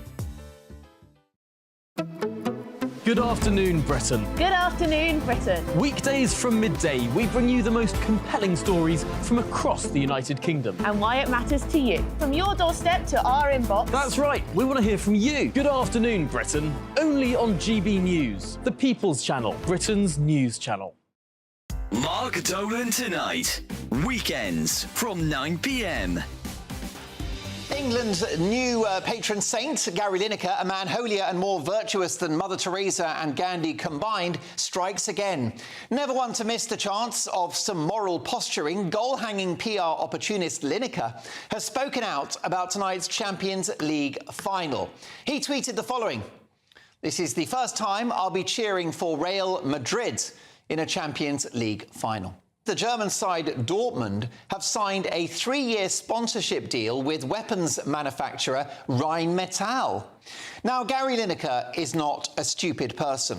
Following a stellar career on the pitch, it was a storied transition to broadcasting.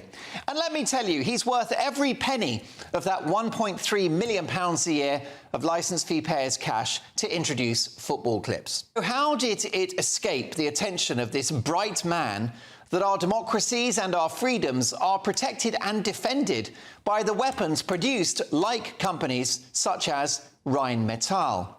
In fact, we should big up, not cancel, Rheinmetall, who have produced some of the armaments which are now helping Ukraine. Well, I'm very confused because I thought Gary Lineker was very supportive of Ukraine and their battle for survival. But now he wants to take their weapons away. I'm very, very confused. After all, they're going to need weapons with which to defend themselves. They can't fight by sending off tweets like Gary does. Now, many people love Gary Lineker. He has over 8 million followers on Twitter. This idol of the progressive left battled HMRC in court to reduce his tax bill by almost £5 million. This latest Lineker rant about war is weapons-grade nonsense. Sorry, Gary, but you're firing blanks. The People's Channel. We're proud to be GB News, the People's Channel. And as you know, we always love to hear your views. Now, there's a new way of getting in touch with us at gbnews.com/yoursay. By commenting, you can be part of a live conversation and join our GB News community. You can even talk to me, Bev Turner, or any of the members of the GB News family.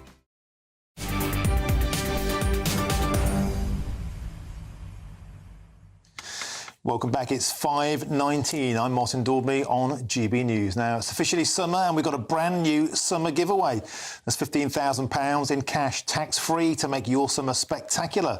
A brand new iPhone, AirPods and 500 quid to spend at the UK attraction of your choice. So if you like theme parks, visiting stately homes or simply fancy a spa day out, well, it could all be on us here at GB News. And here's all the details that you need.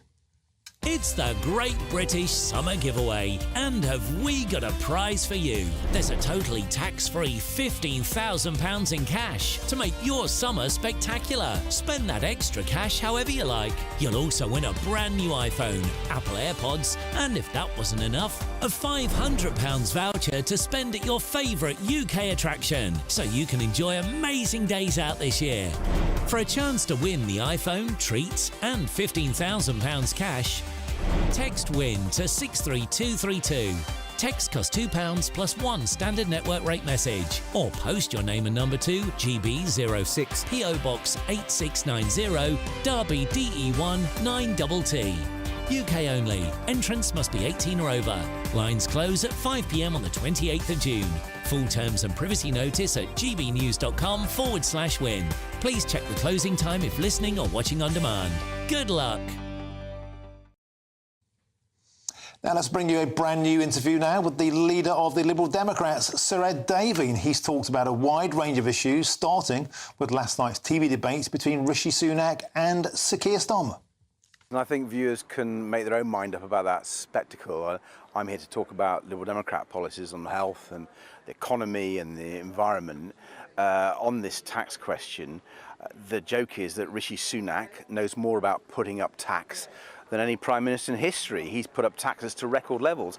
And what he didn't say last night, and what Liberal Democrats are criticising the Conservative for, in their election programme, they've got more tax rises. In the budget, Jeremy Hunt's admitted he's increasing taxes throughout most of the next Parliament. That's a Conservative record. You, it's emerged, got done for speeding, doing 73 miles an hour in a 60 zone. Why were you going so far over the speed limit? It's not really good enough, is it? No, I was sorry about that. It was on the M1. There was a temporary speed notice for a period, and I'm afraid I missed it. So I apologise and paid the fine, quite rightly. So, you're visiting a care home today. This is something that is very close to your heart. You made a big announcement yesterday. You've said that you want to be the voice of carers. Can you tell to people who may not know about you a bit about your own personal experience, why it is so important to you? Yeah, I've been a carer much of my life. My father died when I was 4, and my mum became ill when I was 9 and then terminally ill when I was 12. And my brother and I looked after her until she died when I was 15. So that was quite an experience. I was very close to her. Then my nana and granddad started looking after me, and then when my lovely nana, my mum's mum, became frail, I looked after her quite a lot. And I love going around care homes like we are today because it reminds me of my lovely nana. And then my wife and I have a lovely son called John who's quite severely disabled. He has an undiagnosed brain condition, which means he can't walk or talk, and he's 24/7 care. And we have a wonderful relationship with him. So I know a lot about caring, and it's both a tough job at times, but it has that way that you get very close to your loved one. But because I've had that experience, I've said I wanted to be the voice of carers. The Liberal Democrats have always championing the carers for many years now, and I want to use my experience to promote our policies to help carers, whether they're paid carers working in wonderful care homes as we are here today, or the millions of family carers who look after loved ones at home. Why do you think it is that successive governments have just neglected the whole issue of social care, and what does it say about our society that this is just sidelined over and over again? I think too many politicians don't seem to understand it, and that means you're letting down the people who need the care. You're looking after, letting down the loved ones who are helping and providing that care, and actually, you're letting down the NHS. I mean, one of the key things that the Liberal Democrats are saying in this election, if you want to rescue the NHS from the mess that it's in, a key part of our solution is to really support social care by paying care workers more and also supporting family carers more, who do the vast bulk of the caring. If we did that so much better, it would relieve the NHS so much. There are people stuck in hospital, tens of thousands now as we speak, who could go home, are ready to go home, ready to be discharged. It's terrible for them and their families that they're stuck in hospital. They want to be at home, but the care packages and the support for family carers just isn't there. And that means that the NHS is at its knees. It means people are being treated in hospital corridors, which is dangerous and undignified because the beds aren't there, because people aren't being discharged. So if you have an overview of the health service, you know that social care and family carers are utterly key to sorting out the NHS. And just finally, today you're talking about a potential £18 billion black hole because of long-term sickness. You're wanting mental health MOTs. Can you tell us a bit about what you're proposing and how it will be paid for? Well, the evidence shows that at certain times of your life, people get under mental health stress, sometimes when they become a parent for the first time, when they retire, and at other stages. And if we could provide special MOT for their mental health at those moments, and would also look at children and young people actually as a priority, then you can really turn things around. And for our economy, it means that many people could be able to go back into work. So it's a really essential investment for our economy too. And just finally, you've been at the D-Day commemorations. It's incredibly important, isn't it, to mark this? Just to comment on that. Yeah, I mean, listening to some of the veterans, seeing them, and imagining what it must have been like to be a late teenager and early 20s and going onto those beaches and thinking of how the whole country had that effort to fight for freedom and for democracy. It was a moment we should always remember, always recollect, and it brings me back to my own grandparents, my nan and granddad, because my granddad fought in the war in North Africa and Italy, and my lovely nana used to look after evacuees from the East End of London. And talking to some of the residents here, they have memories of what it was like growing up during those war years, and I don't think we should ever forget the sacrifices people made. Now, a 25-year-old woman has been formally charged with assault and criminal damage relating to an incident yesterday in which Nigel Farage had a milkshake thrown at him. We can't talk too much about that incident because of the charge, but it does raise the whole issue of politicians' safety during this general election campaign. You can see pictures on your screen there of Nigel Farage in the aftermath of that milk shaking incident. That's our topic of debate today. I'm joined now by the former Labour aide Stella Chakadidu and political commentator Alex Armstrong, who both join me now. Why don't we start with you, Stella, because there's been a curious reaction to this. Owen Jones, left commentator, called it art. Stand Up to Racism, who basically are fronted by Diane Abbott, posted a laughing emoji above it. Is it really a laughing matter when a standing politician is assaulted like this? I think we can definitely make light of a milkshake because it is not actual physical violence. I do not condone her actions. I think it was misjudged. I think it's definitely a bad thing to do, especially because what have you achieved? Now we are talking about this and all the headlines are about the milkshake on Nigel Farage's face rather than actual policies and debate. But I don't think it's physical violence. John Elledge from the New Statesman made the very good point that, look, If you don't think that it's violence, Okay. but Nigel, yeah, sure. OK, Stella, can we please not talk about this specific incident and let's keep it generally on the issue of political violence. Alex, can I cut to you now? Is this type of behaviour towards any politician acceptable? No, it's absolutely not acceptable. And there's many reasons why it isn't. You know, let's just take anyone who would be in that environment, like, you know, throwing something over a politician, perhaps thinking about it. And a random person walks up to them and says, hey, I've got this here, this milkshake or something like that. Why don't you chuck that over this politician? That person may not even know what they're holding. It could be something extremely dangerous like acid. You know, acid attacks are at an all-time high, particularly in London, but across the country in general. And we're seeing the death of multiple MPs, not just here in the UK, but in Europe. We just had a current Prime Minister, sitting Prime Minister in Europe, shot multiple times. We need to get much tougher. You know, this is not the 1990s anymore. There is a serious rise in crime against politicians. There's a lot of hatred towards them. And the left making fun of it all, making fun of things like this, saying it's just a milkshake or it's just an egg throw at somebody, are completely missing the point. You know, there would be absolute outrage if something like this had happened to Angela Rayner or Jess Phillips. You know, there'd be cries of the far right, and all this nonsense. But as soon as it happens to someone they disagree with, they're very happy to laugh about it. But the double standards are pretty clear to most people in the public.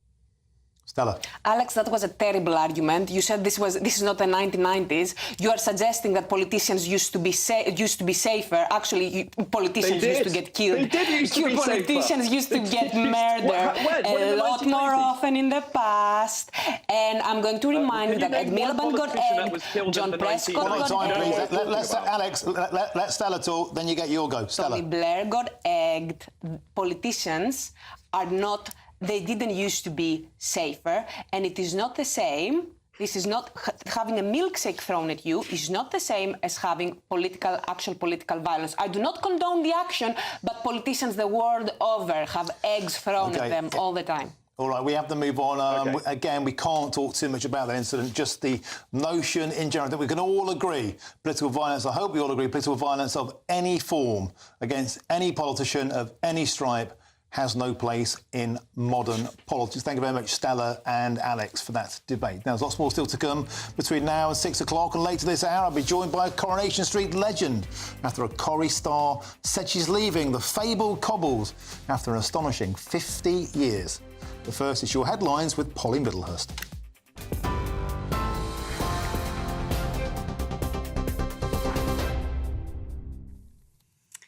First of all, let's bring you some breaking news from Wales, where First Minister Vaughan Gething has lost a vote of no confidence tabled by the Welsh Conservatives. Let's show you the live scenes from Cardiff, where that vote has just taken place. The Conservatives brought the motion following the collapse of a cooperation deal between Mr Gething and Plaid Cymru. Vaughan Gething has only been First Minister since March.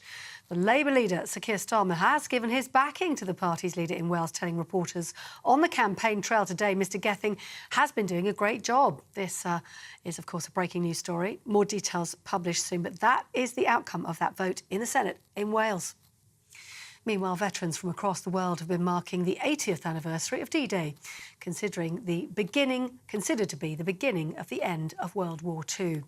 Events have been taking place in France and in Portsmouth, where 80 years ago, 150,000 men set off for the largest seaborne invasion in history. Speaking earlier, His Majesty the King paid tribute to those veterans, saying their stories could not fail to inspire the nation.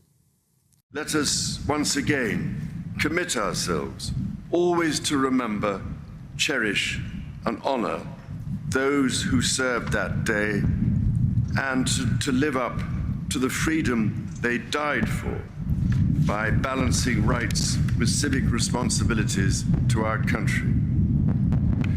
For we are all eternally in their debt. Well, as far as the election is concerned, Sir Keir Starmer has branded Rishi Sunak a liar over claims he made about Labour's tax costs in last night's television debate. The Prime Minister alleged repeatedly that Sir Keir Starmer's party have a £38 billion black hole in their financial plans. The Labour leader says that's a lie. Now, in more exclusive election news, Sir Keir Starmer has defended his choice to rely solely on the NHS despite earning a six-figure salary. In an interview, the Labour leader told GB News he has unwavering confidence in the health service and referenced the life-saving treatment his own mother received on the NHS. He says that pulled her through every time. I grew up with my mum suffering. She was extremely ill. She nearly died several times, and she was treated on every occasion by the NHS on an urgent basis. I have 100% confidence in the NHS, and that is why I wouldn't use anything other than the NHS, and I wouldn't for my relatives. But this is a lived experience for me, because as I was growing up, particularly when I was a teenager, I was in the high dependency unit with my mum, and we nearly lost her a number of times, but she was absolutely clear that it was the NHS that pulled her through every time. I say thank you to them, and I would use them. And when you were DPP, did you have it then? Sir Keir Starmer. For the latest stories, do sign up to GB News Alerts, scan the QR code on your screen, or go to gbnews.com/alerts.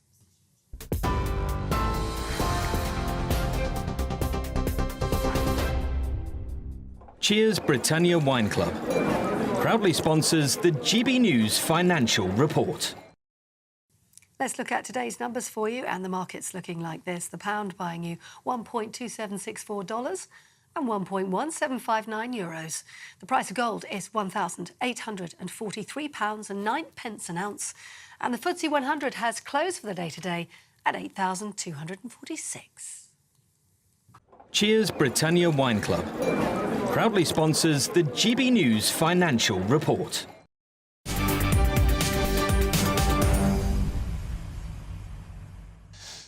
Thank you, Polly. I've had a huge amount of your says coming in, and the number one topic, of course, has been D-Day. Huge amount of respect and praise for Sophie Reaper and Ellie Costello, GB News' reporters over in Normandy, both of whom got very emotional during the show. I've got to say, I had something in my eye for a few moments during today's show. Very quickly on the topic here, Serena says this: I want to give that World War II veteran who was interviewed by GB News a massive hug.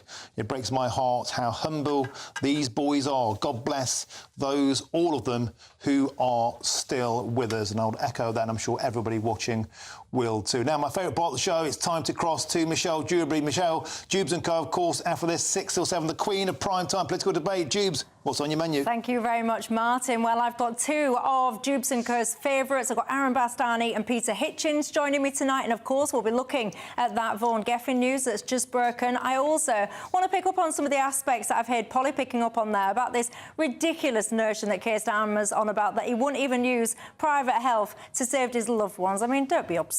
But anyway, we'll look at some of that. Also, as well, David Blunkett, he's been speaking out about prisons. He's suggesting things like pop-up Nightingale courts to process backlogs, and this whole kind of network of smaller prisons, popping those up as well. Is that the kind of answers that we need to fixing the criminal justice system? I say, just have done with it. Get more prisons, get more people in them, and get the streets safer. That's what I'd like to see. And also, get this, I find it quite concerning, actually. A poll of young Brits, 18 to 24, Martin, say that over half of them believe that Israel shouldn't be allowed to exist. I want to unpick that as well. OK, well, a varied menu, as ever, a smorgasbord of delights. Jubes & Co, 6 till 7, right after this. Thank you very much for joining us. Always a pleasure. And there's a new way to get in touch with us if you want to get your point across. And here's Bev Turner with all of the details. We are proud to be GB News, the People's Channel. And as you know, we always love to hear your views. Now, there's a new way of getting in touch with us at gbnews.com/your say. By commenting, you can be part of a live conversation and join our GB News community. You can even talk to me, Bev Turner, or any of the members of the GB News family. Simply go to gbnews.com/your say.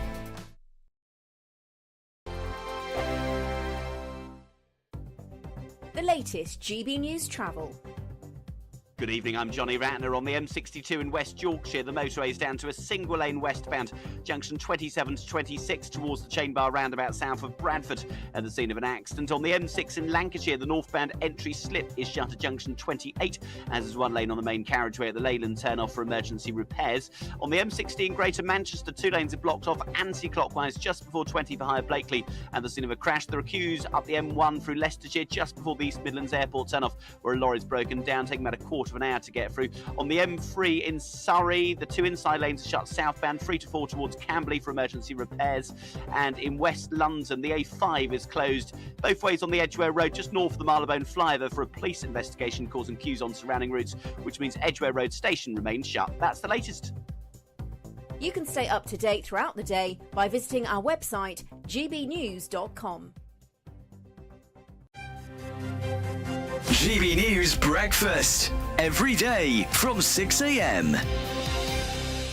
The Princess of Wales has said she's excited by a new report on prioritising early childhood, a cause, as we know, that she's closely associated with. Yes, the task force findings claim that the UK could reap £45.5 billion in economic benefits if firms prioritise early childhood. Well, let's talk about this now with our royal correspondent, Cameron Walker. Good morning, Cameron. Good morning. I suppose it's characteristically Catherine, isn't it, to say she doesn't want to distract from this report by sort of people talking about her health. But we should start probably by saying she said she's not feeling well enough to come and talk about this in public, but sort of saying she's watching it, keeping a close eye from behind closed doors. Yeah, absolutely. This should not be seen as a return to work by the Princess of Wales, but I have been told she's A, read the report, and B, been briefed on it. But this all stems really from her work when she started being a working member of the royal family, where she was working closely with people suffering from addiction, mental health problems. And what she found is all of these issues tend to stem from a poor start in life, so the first 5 years of a child's life.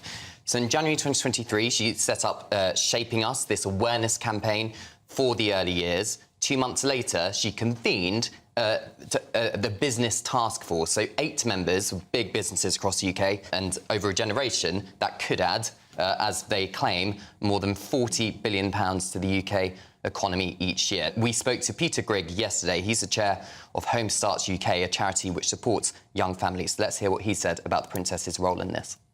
She's been a real driving force behind the report and everything it's done. And when we've spent time with the Royal Foundation, what it does, it reminds everyone that this is really important work and early childhood matters, that more businesses should get involved, that more charities are out there for people who want to do more to support families and children. So it's been a wonderful experience. The People's Channel. This is GB News and we are Britain's election channel. This vote may seem to be about the politicians in the media, but actually it's about you. And we won't forget that. Join us up and down the country as we follow every moment together. More than ever, it's important to hear all sides as you make your decision ahead of polling day. We're here for you. This is GB News. The People's Channel. Britain's election channel.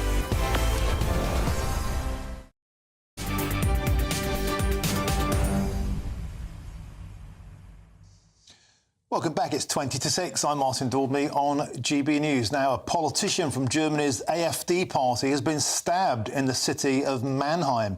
The attack comes less than a week after a police officer was killed and 5 others were injured in a knife attack by a 25-year-old from Afghanistan at an anti-Islam rally in the city's square. And our reporter Charlie Peters joins us now with the latest. Charlie, welcome to the show. An astonishing state of affairs, a mass stabbing on Friday, a politically motivated stabbing by an Afghan refugee, police officer fatally stabbed, he died on Sunday, and now another attack, this time on a politician who's currently standing in an active election cycle. Charlie Peters, what on earth is going on in Mannheim? Well, it's a normally sleepy town in southwest Germany, but for the last week it has been the scene of extreme violence and chaos. Last night's attack in Mannheim, reportedly conducted by a man who is now receiving psychiatric treatment in the local area.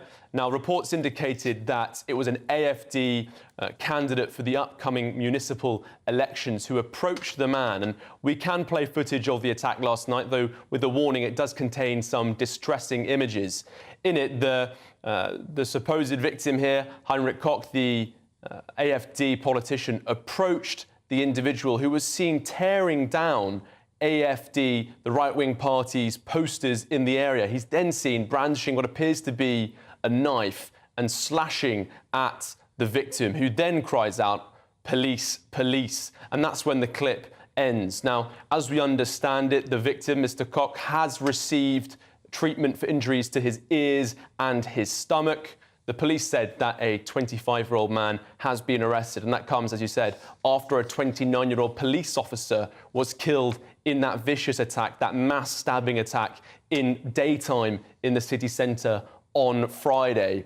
That incident has sparked a national conversation in Germany about migration in these upcoming EU elections, and in an election where immigration has been at the centre of the discussion.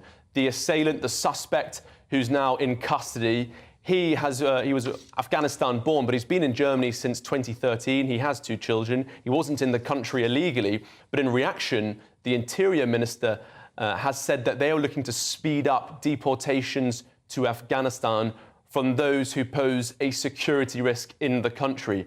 That's proving controversial because in 2021, Germany actually ruled out deportations to Afghanistan due to the new Taliban-run administration. The AfD said they were shocked and appalled by last night's attack, and the chaos and the discussion about the rise of violence in this town continues to rumble on.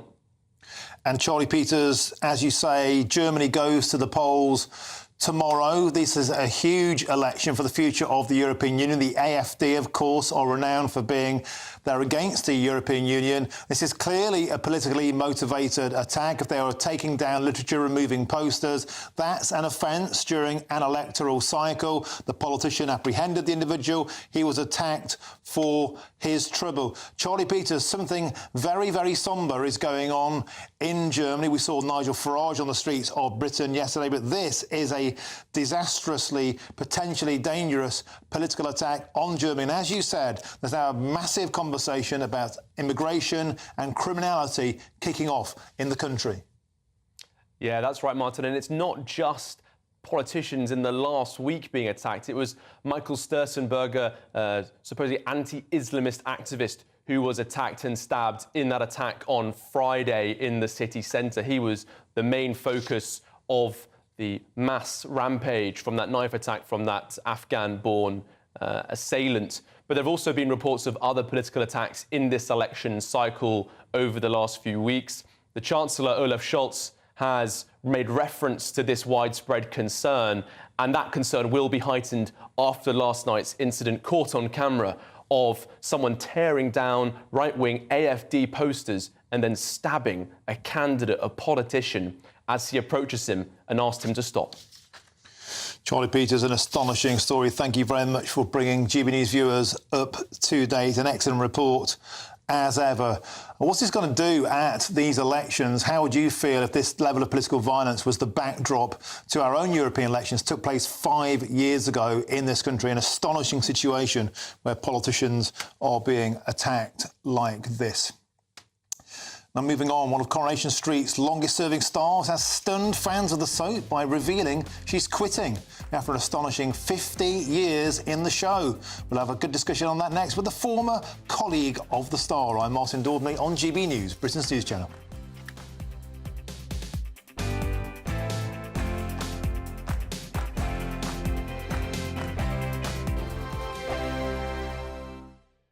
Hello, welcome to your latest GB News weather update from the Met Office. Tomorrow's going to be another fairly cool day across the northwest with a risk of some further heavy showers, and we could see some further heavy showers this evening with a northwesterly wind pushing showers into similar areas. It's northwestern Scotland where we're going to see the highest rainfall totals. Through the next 24 hours or so, we could see a mix of hail, possibly some hill snow in there as well.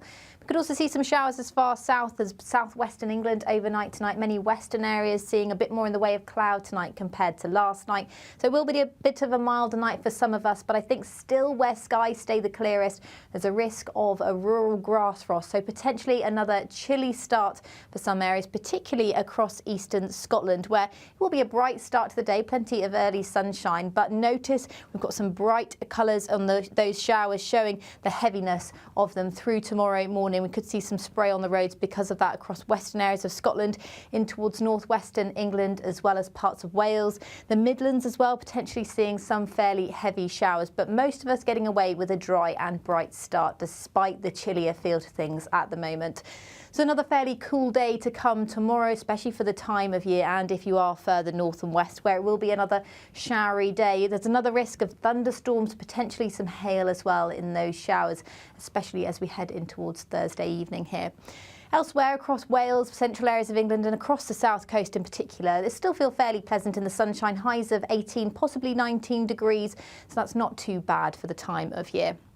Now into Friday, we start to see a band of more persistent rain push across the UK, so that will bring a greater risk of some showery outbreaks of rain a bit more widely across the UK. So a bit more in the way of cloud, and it will still be another fairly cool day. But looking ahead to the weekend, it does look like there's been more in the way of sunshine more widely across the country, and temperatures returning to the low 20s for some of us.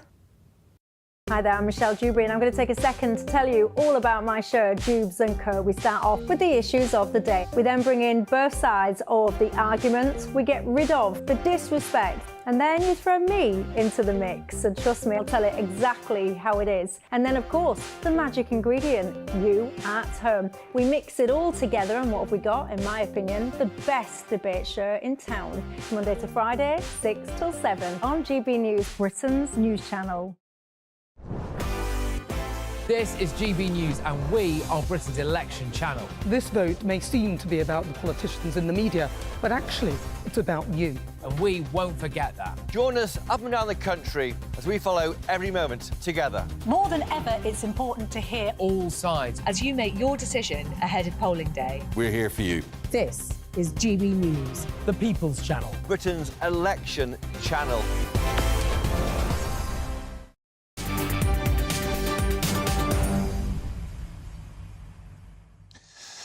Welcome back. 5:49. I'm Martin Daubney on GB News. We're on the final furlong now to a massive showbiz story that broke this afternoon, and that is Helen Worth, who of course plays Gail Platt in Coronation Street, is going to leave the soap after an epic 50 years. She says she's had the most wonderful job on the most wonderful street in the world. And let's bring you now one of the most famous scenes. It's from back in 2003 when Gail has just found out that her husband, Richard Hillman, is a serial killer. I'd rather they live with the stigma forever than live with you for another second. Gail, I know I scared you just now, but you can trust me, I swear. No one else will ever get hurt. And now it's out in the open. There's no need for any more lies. I'll always be loyal to you. Oh, yeah. You'll never have a seedy little affair. But you might hit me in the face with a shovel. No, never. You think your dad running off with another woman's a worse crime than clubbing someone to death. You're twisted. You're Norman Bates with a briefcase. Well, the final curtain is about to fall on Helen Worth, and I'm joined now by another Corrie legend, Charlie Lawson, whose character, of course, Jim McDonald, lived across the cobbles from Gail Platt for many years. Welcome to the show, Charlie. I can see you looking at those images there, and it has to be said, fantastic acting. In 50 years, many of us just grew up with these characters and basically think they're part of our family. Can you shed light on some of your happy memories of the talent of Helen Worth? Well, Helen was quite a private, professional lady. She put it this way: she was never out in the lash with me, but we saw each other every day. She was a consummate professional and still is. This initially surprised me, but then I thought about it, and I'm frankly not surprised. Having spoken to certain senior members of the cast over the last period of time, you know, when Helen joined, or even when I joined, there was a cast of 25. I would put another 75 on that now, perhaps. It's a different animal now, totally, you know, 4, 5, 6 episodes a week. When Helen started, it would have been 2. She lives in London. She's not getting any younger. And she's done 50 years, for God's sake. Nobody can ask any more of that. And listen, Helen, look at that wee smile. God bless you, darling. I hope you have a great retirement. The thing that I find interesting is that, and I don't know whether this is a good thing or a bad thing, but this may start a trend. There are a number of people in Corrie who are, I mean, William Roach is over 90, Barbara's not far behind, Sue Nichols, you know, these people are getting on, and much as we would love to see them die in harness, so to speak, I wouldn't want to see any of them die, frankly, but I mean, you know, to die in harness, as we say. I wouldn't be surprised, and nor would I blame any of them who've done their time, 50 years, for God's sake, if they want to have a nice, quiet last 20 years of their lives with all the money they've made, then, so be it. The trouble with actors is that we very, very rarely hang our boots up unless the bank balance is full, which it very seldom is. But also, we live for attention. And when you're in the most famous program on the planet, that attention 9 times out of 10 is an extremely good experience. Being famous is infinitely nicer than not being famous. So we tend to stay where we're comfortable. Martin, I'm banging on now, and I don't want to forget to say well done, Sophie and Ellie, and all you people for over the stuff you're doing in Normandy. However, Helen, God bless you, darling. I hope West Kensington is still waiting for you. I remember about the only thing Helen and I had in common was our love of good food and fine dining and wine. I'm afraid, Charlie, we're going to have to leave it there, mate. We're going to have to leave it. I'm so sorry, but you're just in mid-flow there, the final furlong. Charlie Lawson, always a delight to have you on the show. Nice tribute there to Helen Worth. That's it from me. Jubes & Co. is up next. And don't forget to join us from 6 a.m. tomorrow. It's breakfast, followed by Britain's Newsroom at 9:30 with Andrew and Bev, and then Tom and Emily, of course. And it's Good Afternoon Britain from midday. I'll be back. My mush is back at 3. I'm Martin Daubney. This is GB News. Thanks for joining today. And now it's your weather, and it's Annie Shuttleworth.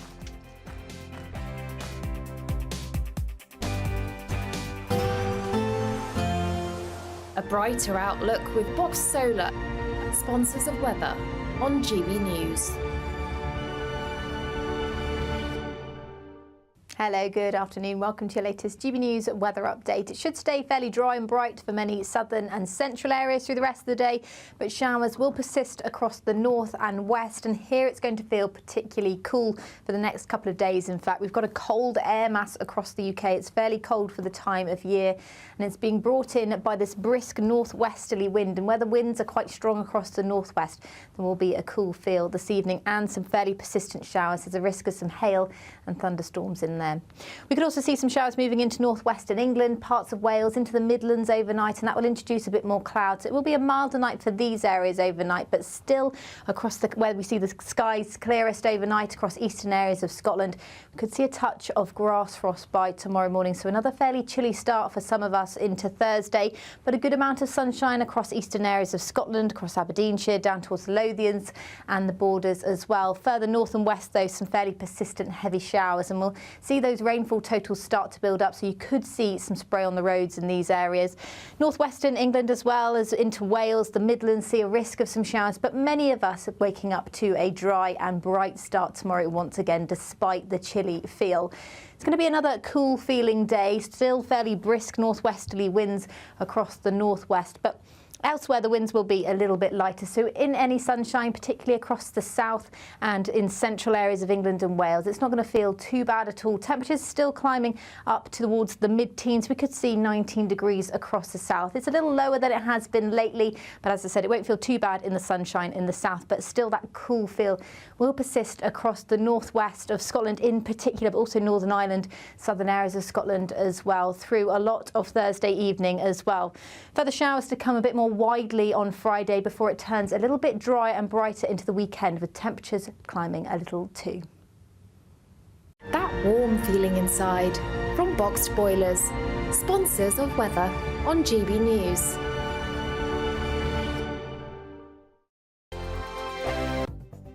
The latest GB News travel.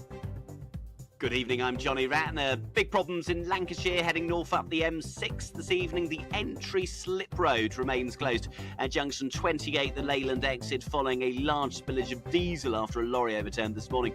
That's causing queues. And in Greater Manchester on the M60, one lane's blocked anti-clockwise just before the Higher Blakely exit. Junction 20 at the scene of a crash is taking just under an hour, and the queues all the way back to Ashton under Lyme. Heading away from London down the M3, the two left lanes shut 3 to 4 through Surrey down to the Camberley exit for emergency repairs. In West London, the A5 Edgware Road is closed just north of the Marylebone flyover for a police investigation. That's causing queues on surrounding routes, and because of that, Edgware Road station remains closed, affecting Bakerloo line trains. That's the latest. You can stay up to date throughout the day by visiting our website, gbnews.com. We've got summer sewn up with an incredible trio of treats, and you could win them. First, there's a fabulous £15,000 in tax-free cash to ensure this summer is special. What would you spend that on? Next, you'll also receive the latest iPhone 15 and a set of Apple AirPods. And finally, £500 to spend at your favourite UK attraction. Fun in the sun could be on us. For a chance to win the iPhone, treats and £15,000 cash, text prize to 63232. Text costs £2 plus one standard network rate message, or post your name and number to GB06 PO Box 8690 Derby DE1 9TT. UK only. Entrance must be 18 or over. Lines close at 5 p.m. on the 28th of June. Full terms and privacy notice at gbnews.com/win. Please check the closing time if listening or watching on demand. Good luck. In the GB newsroom, we bring you the news as it happens. With our team of dedicated journalists across the UK, GB News brings you accurate reporting of the day's topical agenda. When the news breaks, wherever and whenever it's happening, we'll be there. This is GB News, the People's Channel, Britain's news channel. Good afternoon, Britain. Good afternoon, Britain. Weekdays from midday, we bring you the most compelling stories from across the United Kingdom. And why it matters to you. From your doorstep to our inbox. That's right, we want to hear from you. Good afternoon, Britain. Only on GB News, the People's Channel, Britain's news channel. Every Saturday, 10 till 12, we'll bring you all of the news that you need to know. We'll also remind you that there is so much to smile about. It's my favourite time of the week. I get to relax, enjoy some light-hearted stories, and let Ellie teach me about fashion too. That's Saturday Morning Live, every Saturday, 10 till 12. Only on GB News, Britain's news channel.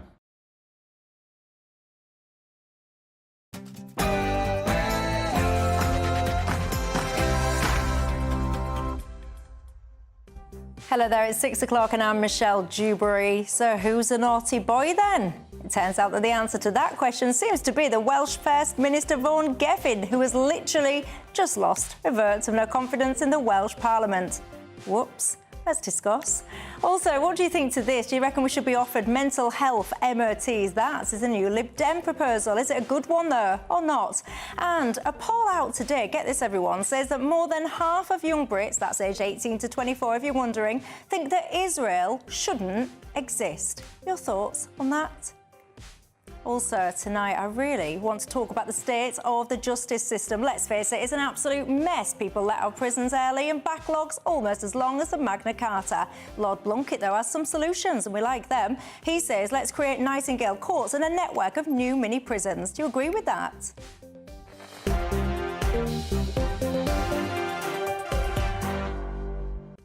We've got Aaron Bastani and Peter Hitchens keeping